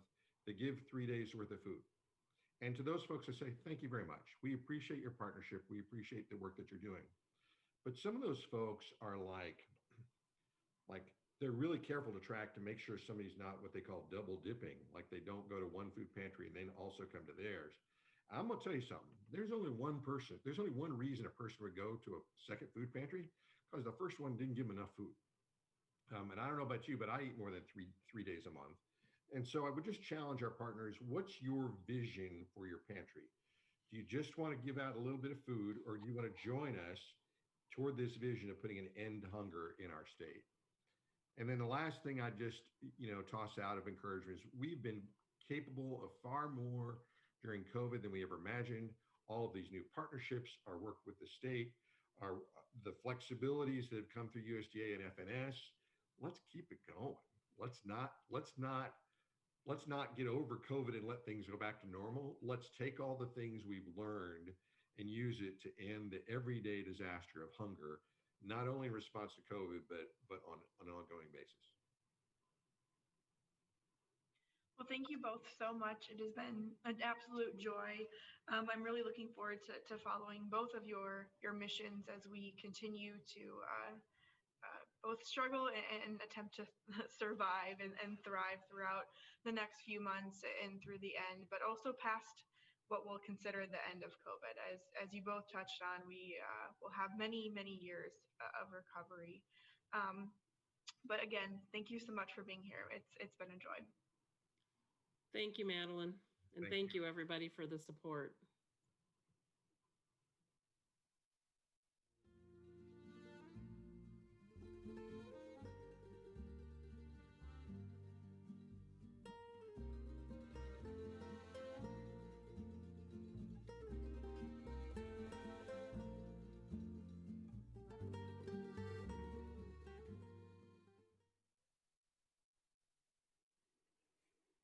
Hello and welcome. Our next session, Double Up Food Bucks, Food Insecurity and COVID-19, will feature an in-depth discussion on the Fruit and Vegetable Incentive Program, Double Up Food Bucks. I'm happy to introduce Erin McLaren, Double Up Food Bucks Coordinator at Iowa's Healthiest State Initiative. Erin oversees the design, implementation, and evaluation of the Double Up program. In 2016, Erin helped launch the statewide SNAP incentive program that has since expanded to over 140 sites, including retail grocery stores, farmers markets, farm stands, and mobile markets. Erin received her undergraduate degree in biology from Grandview University and her master's of public health degree at Des Moines University. With her today is Emily Toribio. Emily is the corporate outreach and communications manager of Fairway. She manages corporate charitable giving, communications, and public relations, in addition to special events for Fairway. She's responsible for developing and executing charitable giving strategy and related investments. Emily also manages strategic communication to achieve brand consistency, coordination of messages, and promotion of a positive public image. Emily holds a Bachelor of Science in Journalism and Mass Communications from Iowa State University and a Master's in Public Administration from Drake University. She currently serves as a board member for Variety, the children's charity. Dana Danley, family medicine faculty physician of Broadlawns Medical Center, is also here with us today. Dr. Danley graduated from the University of Iowa College of Medicine in 1998. She completed her postgraduate training in family practice at Broadlawns Medical Center in 2001 and is board certified in family practice. Dr. Danley is an active educator in medical student education as an adjunct to assistant family medicine faculty at Des Moines University and an adjunct clinical associate professor at the Carver College of Medicine. Dr. Danley is also a faculty member of the Broadlawns Medical Center Family Medicine Residency and has received several awards for her teaching. She currently practices at Broadlawns Medical Center and is passionate about preventative health and a healthy lifestyle and addressing the social determinants of health, particularly food insecurity. Thank you all for joining us today. We're so excited to have you. Erin? Thanks. I'm going to go ahead and get my slides up here. We're going to start with each of the organizations taking a few minutes to talk about Double Up Food, their organization, and then Double Up Food Bucks. I am the Double Up Food Bucks coordinator at the Iowa Healthiest State Initiative. The Iowa Healthiest State Initiative is a 501c3 nonprofit organization dedicated to improving the physical, social, and emotional well-being of all Iowans. In 2016, we identified the Double Up Food Bucks program as a very important mission and goal for Iowa is to increase fruit and vegetable consumption, and Double Up Food Bucks fell right underneath that goal. So we became the lead organization for Iowa Double Up Food Bucks. We provide all technical assistance for the Double Up Food Bucks sites that are participating, and we are responsible for all funding to support the Double Up Food Bucks program. Oh. I'm just going to go over a few of the basics of how Double Up Food Bucks works if you're not familiar with it. It is an incentive program for fruit and vegetable purchases. We match 1-to-1 SNAP and pandemic EBT spending on fresh fruits and vegetables. There is a $10 maximum per day or per grocery visit for Double Up Food Bucks incentives. You can see here a few of the different areas that we have outlets are farmers markets, grocery stores, farm stands, and then mobile farmers markets. So how it would work for a customer is they would go to a participating Double Up Food Bucks location, shop for their fresh fruits and vegetables, take those to the point of sale, their cash register, or the farmer's market vendor, and purchase the fresh fruits and vegetables using their SNAP or pandemic EBT card. At that time, they would be also handed the Double Up Food Bucks of equal value up to $10. They can then save these Double Up Food Bucks. They are a physical currency. Shown here is the front of the card. They're about the size of a credit card. And they can save those for a future purchase or like on their next visit. Currently, the 2020 Double Up Food Bucks have a December 31st expiration date. So 2020 was a very big year for Double Up Food Bucks. We were able to expand to really have more of a statewide presence. So you can see the green counties highlighted are areas where we had locations in 2019. In June of 2020, we were fortunate to receive CARES Act funding to help expand the program to have that more statewide presence, increase the accessibility to Iowans in an effort to reduce food insecurity. So I apologize, there's a little bit of a typo on this slide, but we are in now 76 counties in Iowa.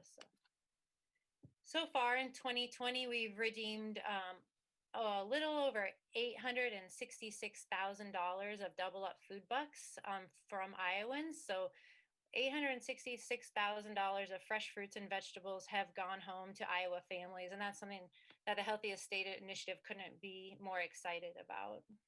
You can see that's the past 3 years, we've had great growth every year. And this year really skyrocketed. The program is a win-win-win for Iowa. Families are bringing home more healthy food.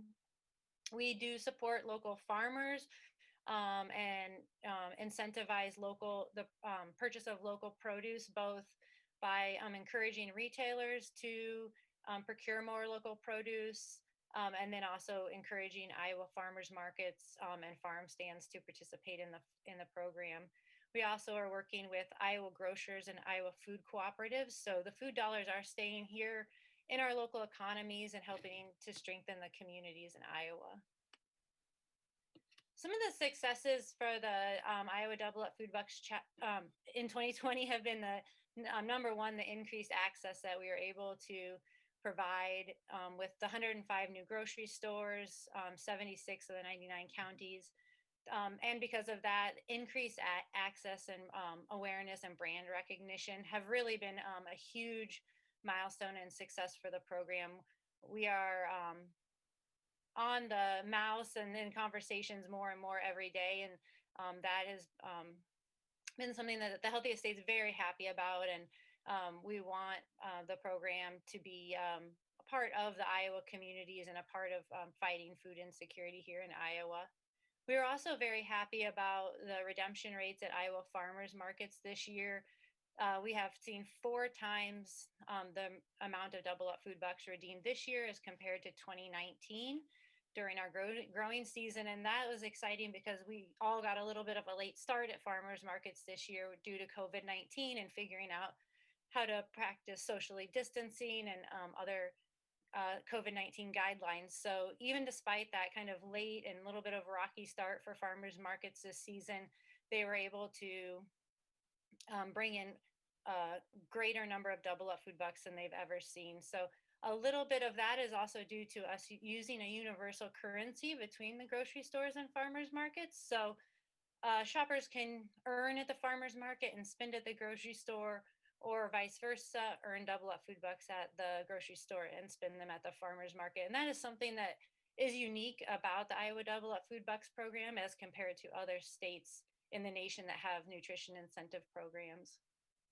Some of the challenges that we saw, and you'll probably hear a little bit more as we talk today, are identifying a way to sustain now this new level of programming that we have with Double Up Food Bucks. So we will have to work very hard in 2021 and beyond to access funding for the program at this level. One of our challenges at the Iowa Healthiest State Initiative is a common misconception that we are a state entity, that we receive state funding and are supported that way. And we are not. We are a 501c3 nonprofit. So we are always trying to educate funders on that aspect of the program.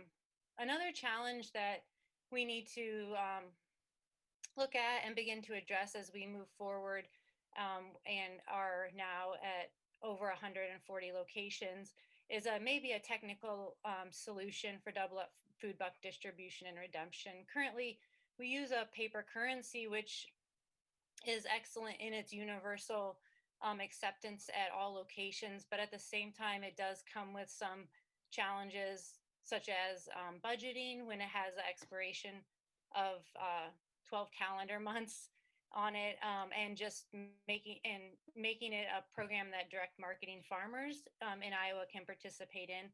Direct marketing farmers are farmers who are independently operating, so they may not be accepting SNAP through a farmer's market. They're accepting it as their own entity, and with the paper currency and having to distribute and redeem it and do reporting, it is a challenge for the Healthiest State to work with each one of the over 100 direct marketing farmers. So those are some of the challenges that we have addressed this year and are working to identify solutions for.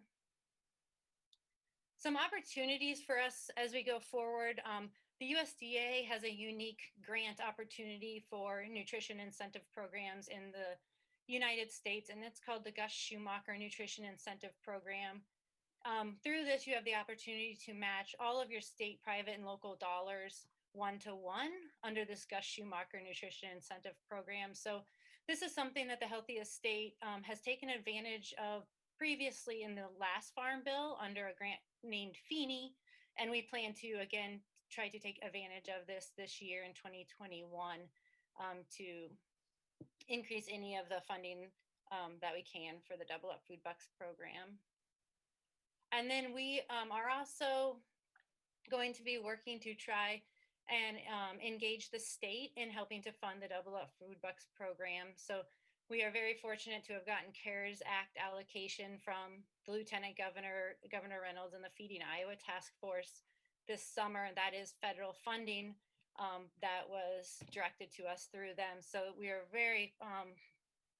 we feel fortunate and are very excited about that.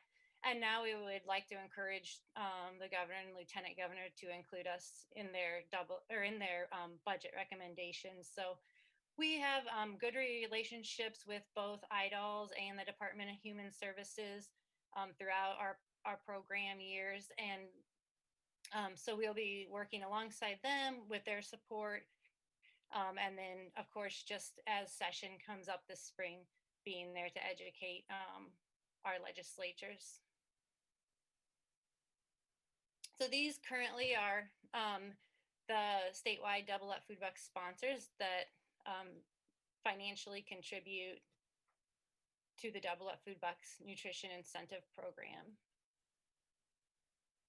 I have my contact information in here, and we will share these slides with the World Food Prize to be available afterwards. So feel free to reach out and contact me with any questions. Now I'm going to turn it over to Emily Toribrio from Fairway, and she's going to be talking about Fairway's involvement with Double Up Food Bucks. Thank you, Erin, for having me, for inviting me to be on panel today. I'm really excited to be here. I've been listening in on the programming the last couple of days, and Madeline and Megan have done a fabulous job. And so I'm really excited to add to the conversation. So thank you for having me. Fairway Stores operates 123 store locations in 6 states. And again, I handle our corporate outreach and communications. And so that means I'm responsible for our food insecurity programming. Erin ended up approaching us and educating us a couple years ago on the Double Up Food Bucks program. And it just made a whole lot of sense to us being in the food industry to get healthy fruits and veggies in front of those that need it most. And so we launched initially with 14 key store locations, and those locations were really determined around program familiarity. And so we wanted it to be successful. We wanted people to utilize it if we were handing out the Double Up Food Bucks vouchers. And so we started out with 14 stores as a pilot. We supported that initiative with in-kind marketing support, both in the form of signage throughout our produce section, as well as through video monitors in our stores. We were really lucky to be able to expand that program with CARES funding this year. And so we were able to disseminate all of the Double Up Food Bucks vouchers and our point of sale upgrade to all 106 Iowa store locations. And it has been incredibly well received, so well received that, we've nearly in just the summer months run through $1 million worth of additional funding. So I think that goes to show the success of the program, the need for the program. And so it's important to us to continue to provide support to Double Up Food Bucks and the Healthy Estate Initiative. This is programming that's working for our customers and those that really need it most. And so we've been assisting with legislative support as well as financial support. So food insecurity at Fairway, it's a key charitable giving initiative under our program. With our dietitians, they also have a focus on healthy eating and healthy habits. And so they've also included 5210, which is a Healthy Estate Initiative program, in with some of their kind of regularly scheduled content, really concentrating on the 5 fresh fruits and veggies a day and the 0 sugary drinks. In addition, we have food rescue in our retail locations. This started out in 2017 with a pilot in the metro area, and we continue to expand, and I hope to incorporate here very shortly all 123 store locations with this program. Not only is it, rescuing food before it makes its way into the trash and getting it in front of those that need it most, and keeping that food wholesome, but it's also struck up a great partnership opportunity, making connections between our store staff and that food pantry staff is really critical, just for ongoing support, and particularly during these pandemic times where the need is so much greater. Those partnerships have really paid off, and it's been really neat to see that in motion. We also do regular donations from our distribution center here in Boone. We have a large warehouse located just east of town. And then we also try to work with key partners such as the Iowa Egg Council and doing different campaigns to further getting food to our food banks around the state. Of course, Double Up Food Bucks being a key part of this food insecurity programming, and Erin asked that we share a couple successes and or challenges regarding the Double Up Food Bucks program.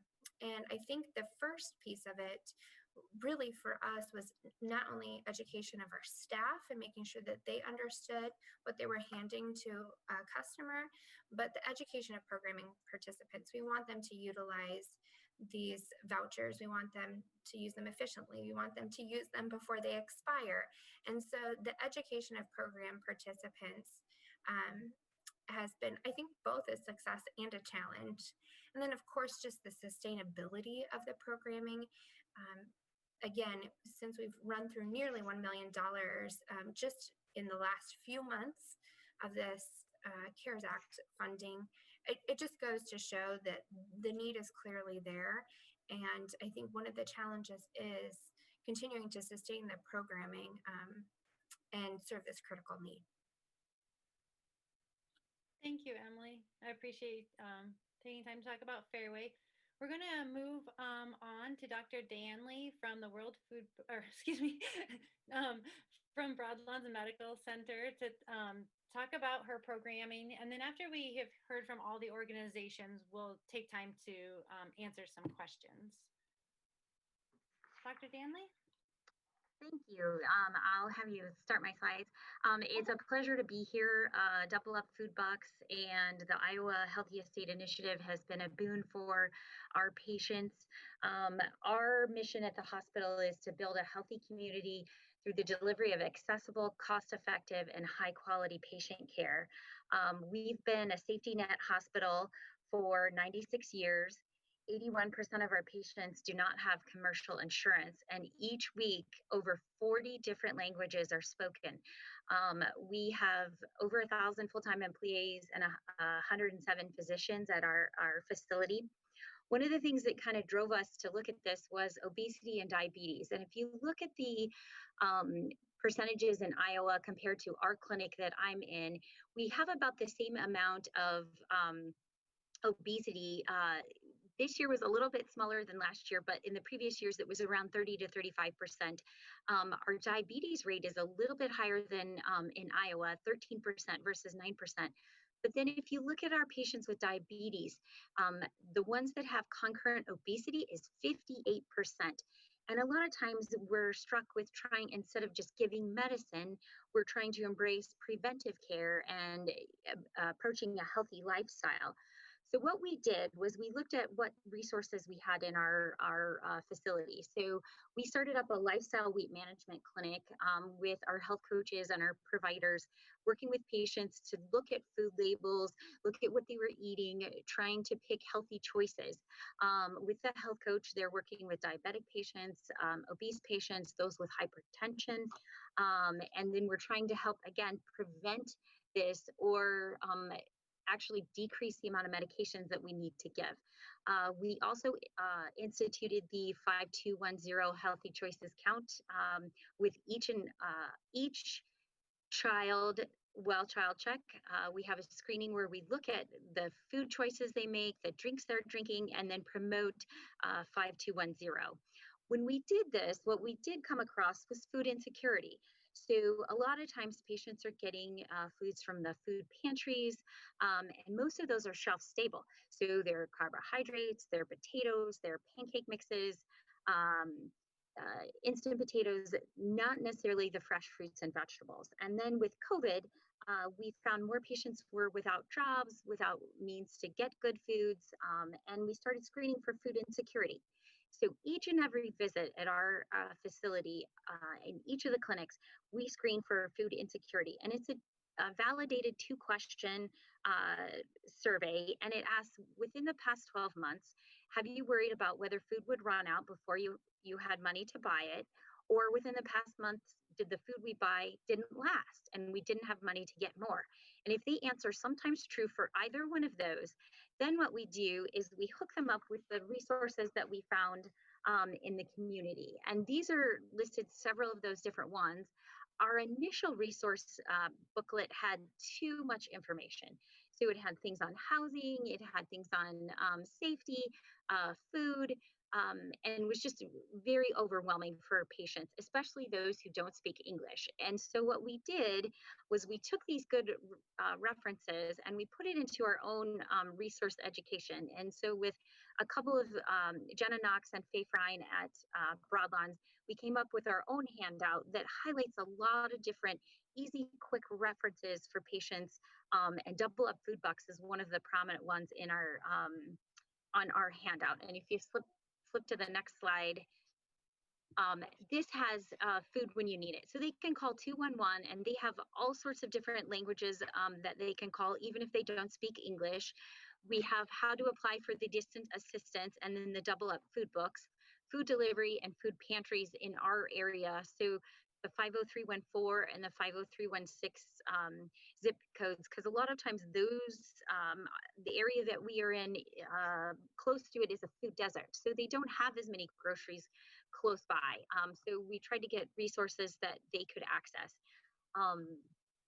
The Double Up food box, a lot of this with this resource education wasn't just for the families, it was also for the providers. So a lot of times we have to know about these different resources. And this was one good way to help both our providers and the patients we serve, um, learn about these in an easy, quick manner.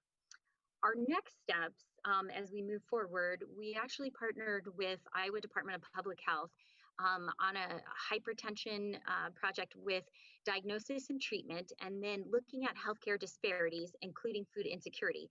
Because if you don't have the means to eat healthy food, you're eating high salt, quick, boxed foods, you're going to have higher blood pressure, probably higher weight, and it's not the best for diabetes. So we're looking at that right now, getting data to see how much our patients are affected, how big of a problem this is, and what we can do to address these issues. We're also working with the Iowa Medical Society on this to gather more information. And then we've actually studied some other health systems. So in Grady in Atlanta, Georgia, and Denver Health in Denver, Colorado, they actually had a bunch of different things that they have instituted, included public gardens, on-site cooking classes, and then writing prescriptions for healthy food from an on-site pantry.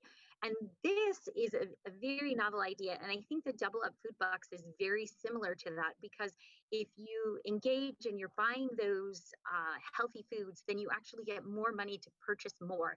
And I think that's wonderful. And one of the great things about the Double Up Food Box is that you can use them at a variety of different places. It helps local people, and then they actually get more from what they're paying for. Those are my resources. I am happy to answer any questions, or if any has resources that we could use, or ideas that would be wonderful. Thank you, Dr. Danley. And we'll include, she was kind enough to share some of the resources that they are using at Broadlawns, and we'll include those in the notes that we provide to the World Food Prize. So next, I'd like to introduce you to Lori Beeman. She's the Executive Director for Freight House Farmers Market. I will stop sharing my slides so that she can tell you a little bit about Freight House Farmers Market and their involvement with Double Up Food Bucks.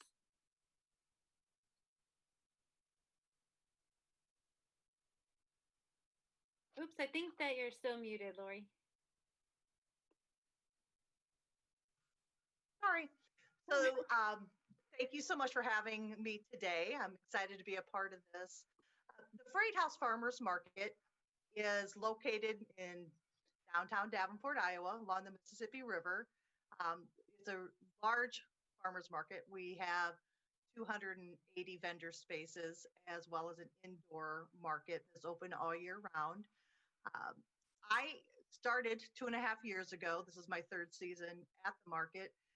And one of the things that we noticed right away was that although we had a number of vendors who themselves accepted SNAP EBT, not very many did.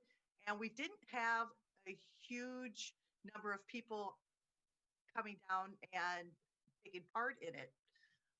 So when we were asked, and I think in 2017, before I was there, they were approached to buy Double Up Food Bucks, and they just have nobody in place to put it together. So hence this year, we were able to get everything up and going and started with this. Impact has been incredible for the market itself. The farmers market is actually located in a food desert itself down here in the downtown Davenport area. There's not, another grocery store down here close by, and this seems to be a very low income area. So we're in a perfect spot for this. And so for us to be able to get this up and going has impacted the neighborhood that we're in very, very much. The Double Up Food Bucks have been incredible because we have seen an incredible amount as we've gone through it, especially this year with COVID-19, different people that are now finding themselves at risk are down at the market and really using that access to those additional dollars. And it's been a very important part of their grocery uh, plans for the week. So we have seen that not only that, but it's also brought a more diverse uh, number of people into the market. We had worked with at some point when I first started the Iowa State Extension, trying to find out who comes to the market, why aren't people coming down and you know, and accessing it. And we found that they said it was really not a place for them because they kind of looked at it as expensive, a more high middle class, upper income place to go, and they didn't feel comfortable. So that was something we really worked hard on, and this has allowed that to be that bridge for us in bringing a more diverse crowd in there to making them feel more comfortable. We've done a lot of outreach, and we'll continue that now that we're a SNAP market ourselves, and we have the Double Up food bucks. We're really going to spend this winter doing a lot of education and going out to some of the food banks, to some of the programs, and letting them know that we're available, that we're going to be um, there for them all year round. So we have, with the onset of this, really changed kind of our look of our indoor market, and really are going to concentrate on making sure that we have produce and we have dairy and we have everything they need inside to continue to utilize us, and have a source of for fresh, healthy food. Versus, we found that a lot of the people in our area were shopping at C-stores or the gas station, and that's where they were getting all their groceries. So we give another option for them to come in and get something healthy. Um, but we're excited. We keep plugging away, and I'm sorry my grandfather clock is going off. And we're just happy to be a part of this program. And we have lots of great things that we're planning in the future, continue to grow that and just be a great resource for our community. And that's Great. that. Yeah, thank you, Lori. So now we're going to move on to the question and answer portion. So I'll start. I'll read a question, and then I'll direct it to one of the panelists to have them answer. And on some of the questions, we may have more than one panelist answer, since the great part is that everyone's coming from such diverse organizations that interact with Double Up Food Bucks. So the first question is going to be for Dr. Danley and Emily from Fairway, and it is, what methods have you found most successful for disseminating the information to your audiences? And have you encountered any communication barriers or roadblocks that need to be addressed? And I know, Dr. Danley, you kind of spoke about this a little bit already, but if you want to just talk about it briefly. Sure, thank you. One of the things, the best thing that we have done, I think the successes, is create a simple, easy handout that we educated our providers about, and then we're educating patients about. I think moving forward, we're trying to translate this into different languages. We kind of started with the 211 at the top, because they do have the ability to have different languages for patients that are clients that call in. But I think that that is probably one of the challenges, and just having patients come in to learn about this. So with COVID, our numbers have gone down significantly, and a lot of that, I think, is because people are afraid to come in and afraid to get exposed.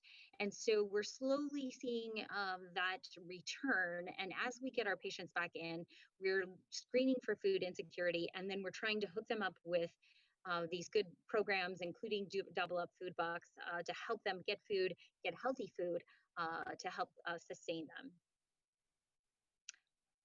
Great. From Fairway's perspective, I believe that our best means of education really has been our store staff. They're the ones that are providing that kind of critical customer service right there at the front and having the conversations with people. So making sure that they understand the Double Up Food Bucks program and the way it works, and that this truly is, currency, and to hold on to it and use it before expiration.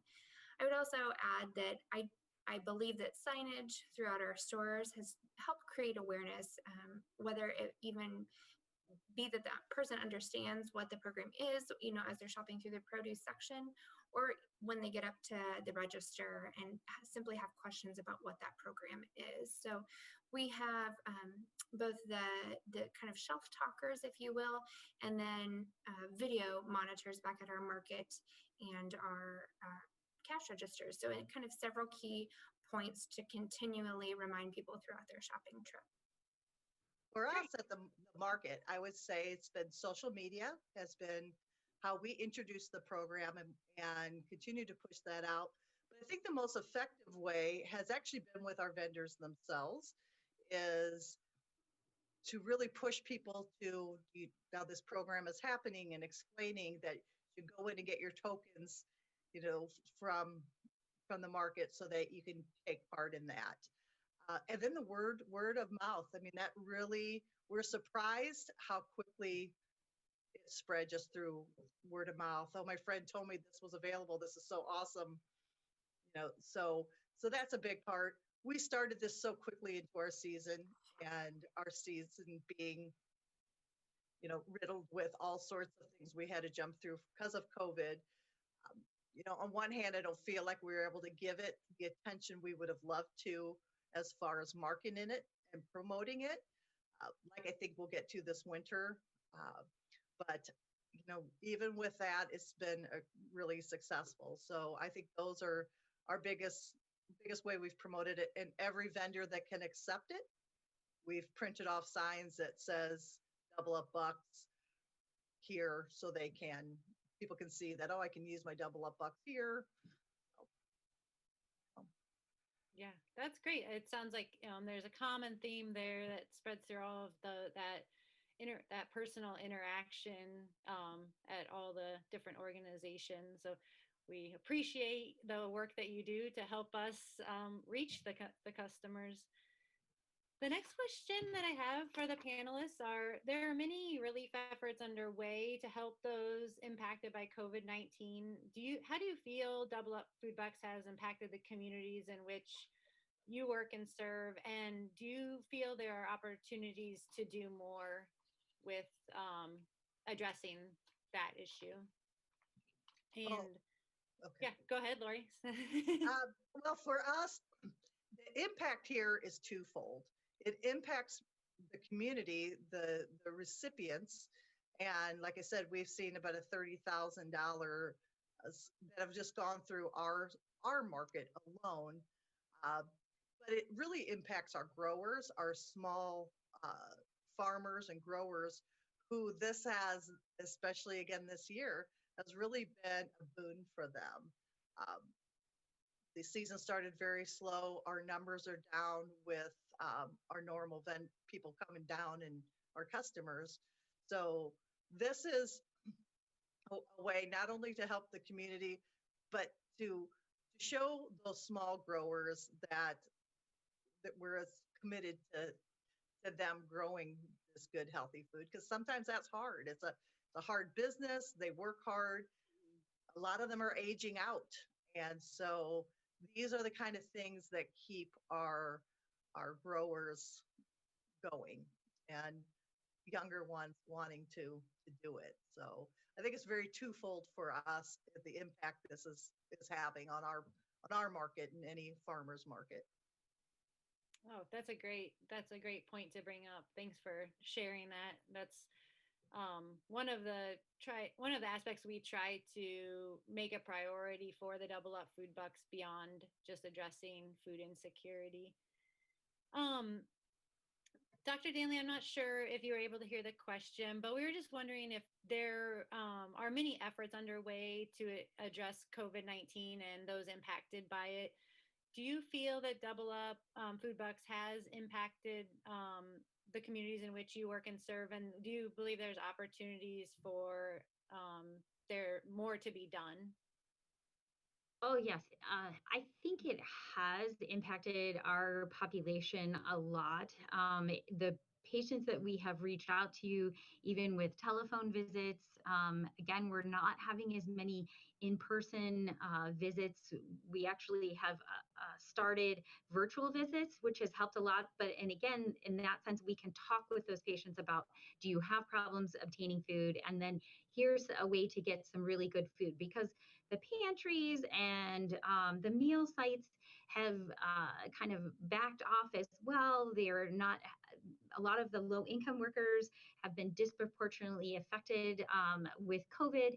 And so a lot of them are at risk for food insecurity and need that extra resource. And so the Double Up Food Box has been great. I have noticed since the first time we started looking at Double Up Food Box until now, and initially there was a few sites that were close to us, and now there's more. And so that's actually very helpful. And I think one of the things that would be, just getting access at different places. And I know one of the places that is Sweet Tooth Farm, and we've promoted that as well because it's close by. There's a Fairway, there's a Hy-Vee, the farmers market downtown, again, all in that central area of our goal, which is really great to, help patients. But I think that COVID has been such a big impact on our population, and this has been a great help. I do think that the logo is very nice, and again, kind of that universal with patients who don't necessarily speak English. And if we get patients in each of these little pockets to spread by word of mouth, and they'll see that logo, and I think that will help a lot. Great. Well, I wanted to ask the panel one more question. Double Up Food Bucks is offered in a variety of locations, being the farmers market, that's where customers are shopping commonly directly from the producer themselves, and then also in the grocery store where they're in more of the retail store environment. So the question I have now is, what do you think can be done to help support the connection between the farmers markets and the retail outlets and Double Up Food Bucks, so that it seems like a unified program and that we're all working together and supporting each other? And well, I know for us, we have encouraged people to, shop at Fairway. If you're going to go do your grocery shopping, do it at Fairway so you can get your Double Up bucks and bring them down and use them at the farmers market, for your produce this summer. But again, that's, maybe you guys don't think that's promoting, but it is for us, because you can only get so much here for your groceries at the farmers market. But that's that back and forth. Maybe it is more of how can we go together and promote some of our growers into the grocery stores, and so it does seem a little like we're more connected. I mean, that's an interesting dilemma, because you don't want it to seem like we're competing against each other for those dollars, but working together so that everybody's getting access all along.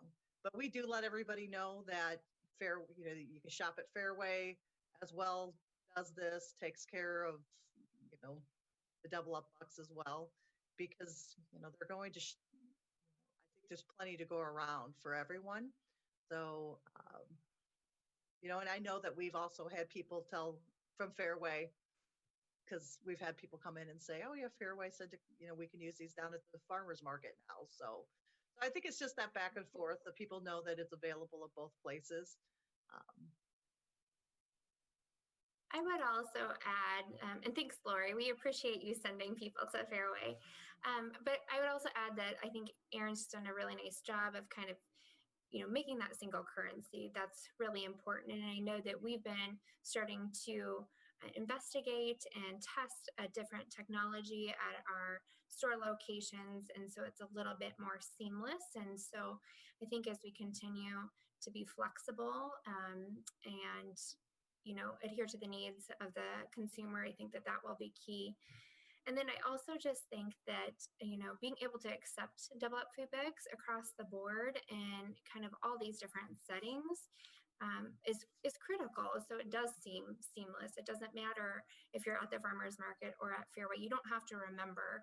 And I think that it comes back to that sustainability of the program and that we need, legislative support to, get the key appropriations to take care of Iowans. Thanks. Well, I think that wraps up the questions for the panelists. If we have more that come in from audience members, we'll be sure to address those and get those submitted back to the World Food Prize. Great. Well, thank you so much, Erin. Thank you to the panelists who joined us today, Lori Beeman, Dana Danley, and Emily Toribio. This has been such a needed panel session. Throughout the last few days of the Iowa Hunger Summit, the Double Up Food Books program has been brought up as a really vital resource for the community, and a number of our attendees have had questions on how to utilize it, how to better utilize it. So I think this panel session couldn't have come at a better time. So thank you for sharing your perspective, sharing your experience with the Double Up Food Books program, especially in response to COVID-19 and the special challenges that this year has presented. And we really appreciate your time and your thoughts and the work that you're doing. Stay with us now for the final session of the Iowa Hunger Summit.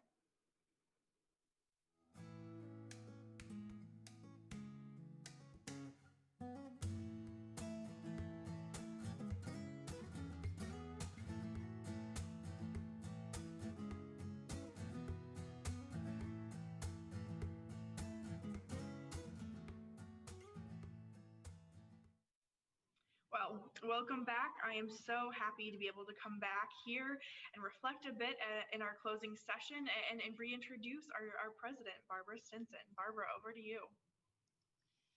Well, I can hardly believe we're at the closing session of the 14th Annual Iowa Hunger Summit.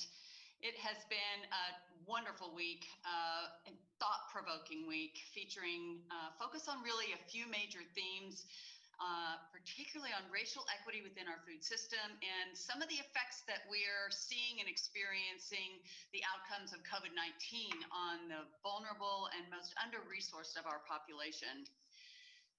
Sessions this week have tried to highlight the resources and initiatives that are out there and tried to really offer a comprehensive look into the support that's coming forward to increase food security, both in our state, around the state, and in our communities. So hopefully you saw this cross-coordination that's going on between our partners and our programs, highlighting that it really takes all of us to meet these urgent challenges that we face, particularly in this year of 2020.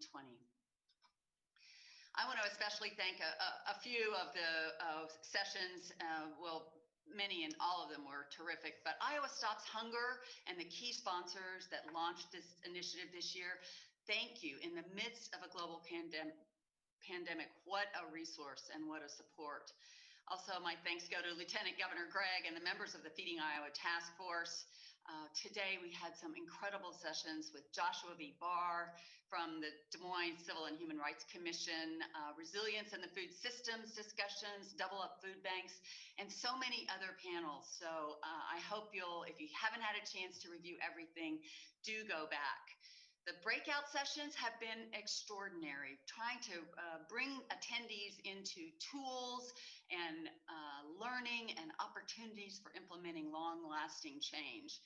So I just have to say, kind of echoing many of the messages that we heard, Mike Miller offered us all a challenge, and I think the entire set of sessions reflects this. End the everyday disaster of hunger. That should be our mission. I want to say one thing about one of the sessions that I participated in. I mean, I really participated in all of them, but the racial wealth gap learning simulation was really powerful. The Alliance to End Hunger is an entity that we partnered with for years They have a tool, Hunger is a Racial Equity Issue. I mean, under that moniker, they have an array of tools. And their session was an incredibly valuable way to learn and understand the federal policies in this nation and how they have not served our Black, Indigenous, and people of color. So I just wanted to offer my own personal reflections on this particular session. So what the organization did in the learning simulation is carry people through the promise and the purpose of many of our federal programs and land grant ownership, housing ownership, Social Security, Fair Labor Standards, the Access to Education Act, these programs and policies that were designed to support our underserved populations. And instead, they exacerbated the already deplorable conditions and circumstances that people were living in. And for the majority of them are already underserved. So I just found this to be a completely compelling set of tools in this time. It put me in the shoes of marching through history and experiencing what it was like in the enactment of these major national programs to feel further oppressed and violence and incarceration bestowed on, further on me, and what was behind all of this for our BIPOC population. And so I invite you all to their website and to really look and understand about the failure of our legislation and programs in this country for particularly our Black, Indigenous, people of color. It's a powerful tool and a really important learning for us all at this time. So again, thanks to the Alliance to End Hunger, and really thanks to so many of our partners, all of our partners in supporting this week of programming and bringing forward the issues for all of us to think more about and to take action on. So in addition to the Iowa Hunger Summit this week, we celebrated a special day last week, which was World Food Day. But we also celebrated in a special way here in Iowa. Our own governor, Governor Kim Reynolds, served a proclamation last Friday on October 16th and named it the Dr. Norman E. Borlaug World Food Prize Day.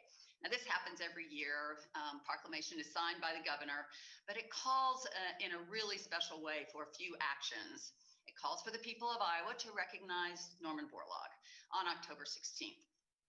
It also commemorates his achievements and calls us all not to forget this hunger fighting hero.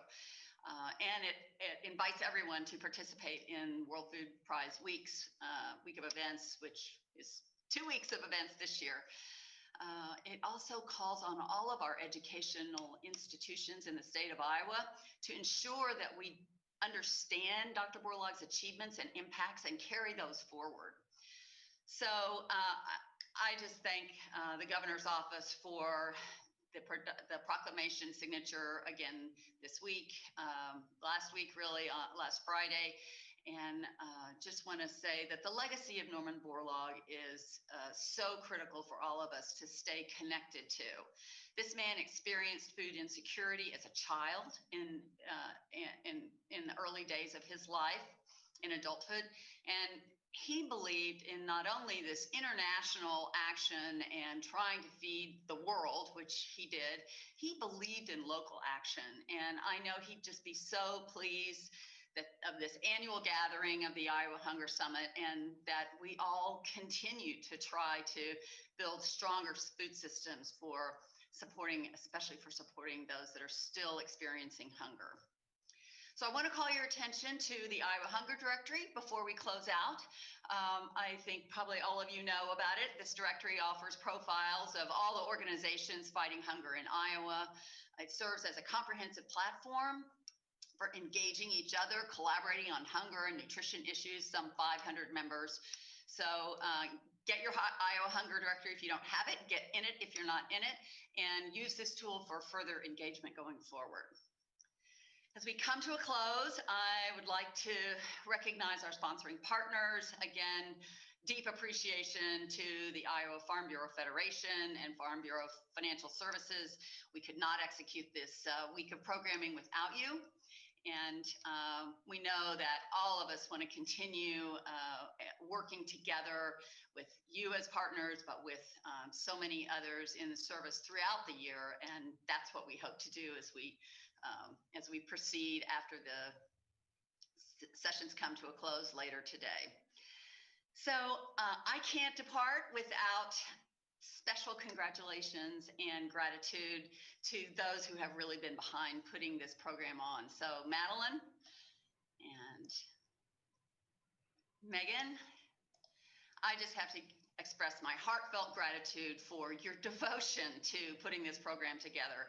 These two have worked tirelessly to try to deliver the program this year in a way that's really grounded in the issues that we're facing in this real unusual and difficult year of 2020. So thank you both so much. And Madeline, I'm turning it back to you. Well, thank you, Barbara, and thank you for your great reflections. I couldn't agree more. I do want to take a moment to congratulate you on your first Iowa Hunger Summit. It has been a pleasure working with you as we both navigated through new challenges and opportunities throughout the planning process of this year's summit. I am greatly looking forward to continuing our exploration of new ways to continue engagement moving onward. When our world shut down in March, the planning of the Iowa Hunger Summit was very much on my mind. Would we be able to gather? What would we need to change? And how do we discuss the inadequacies of our broken system?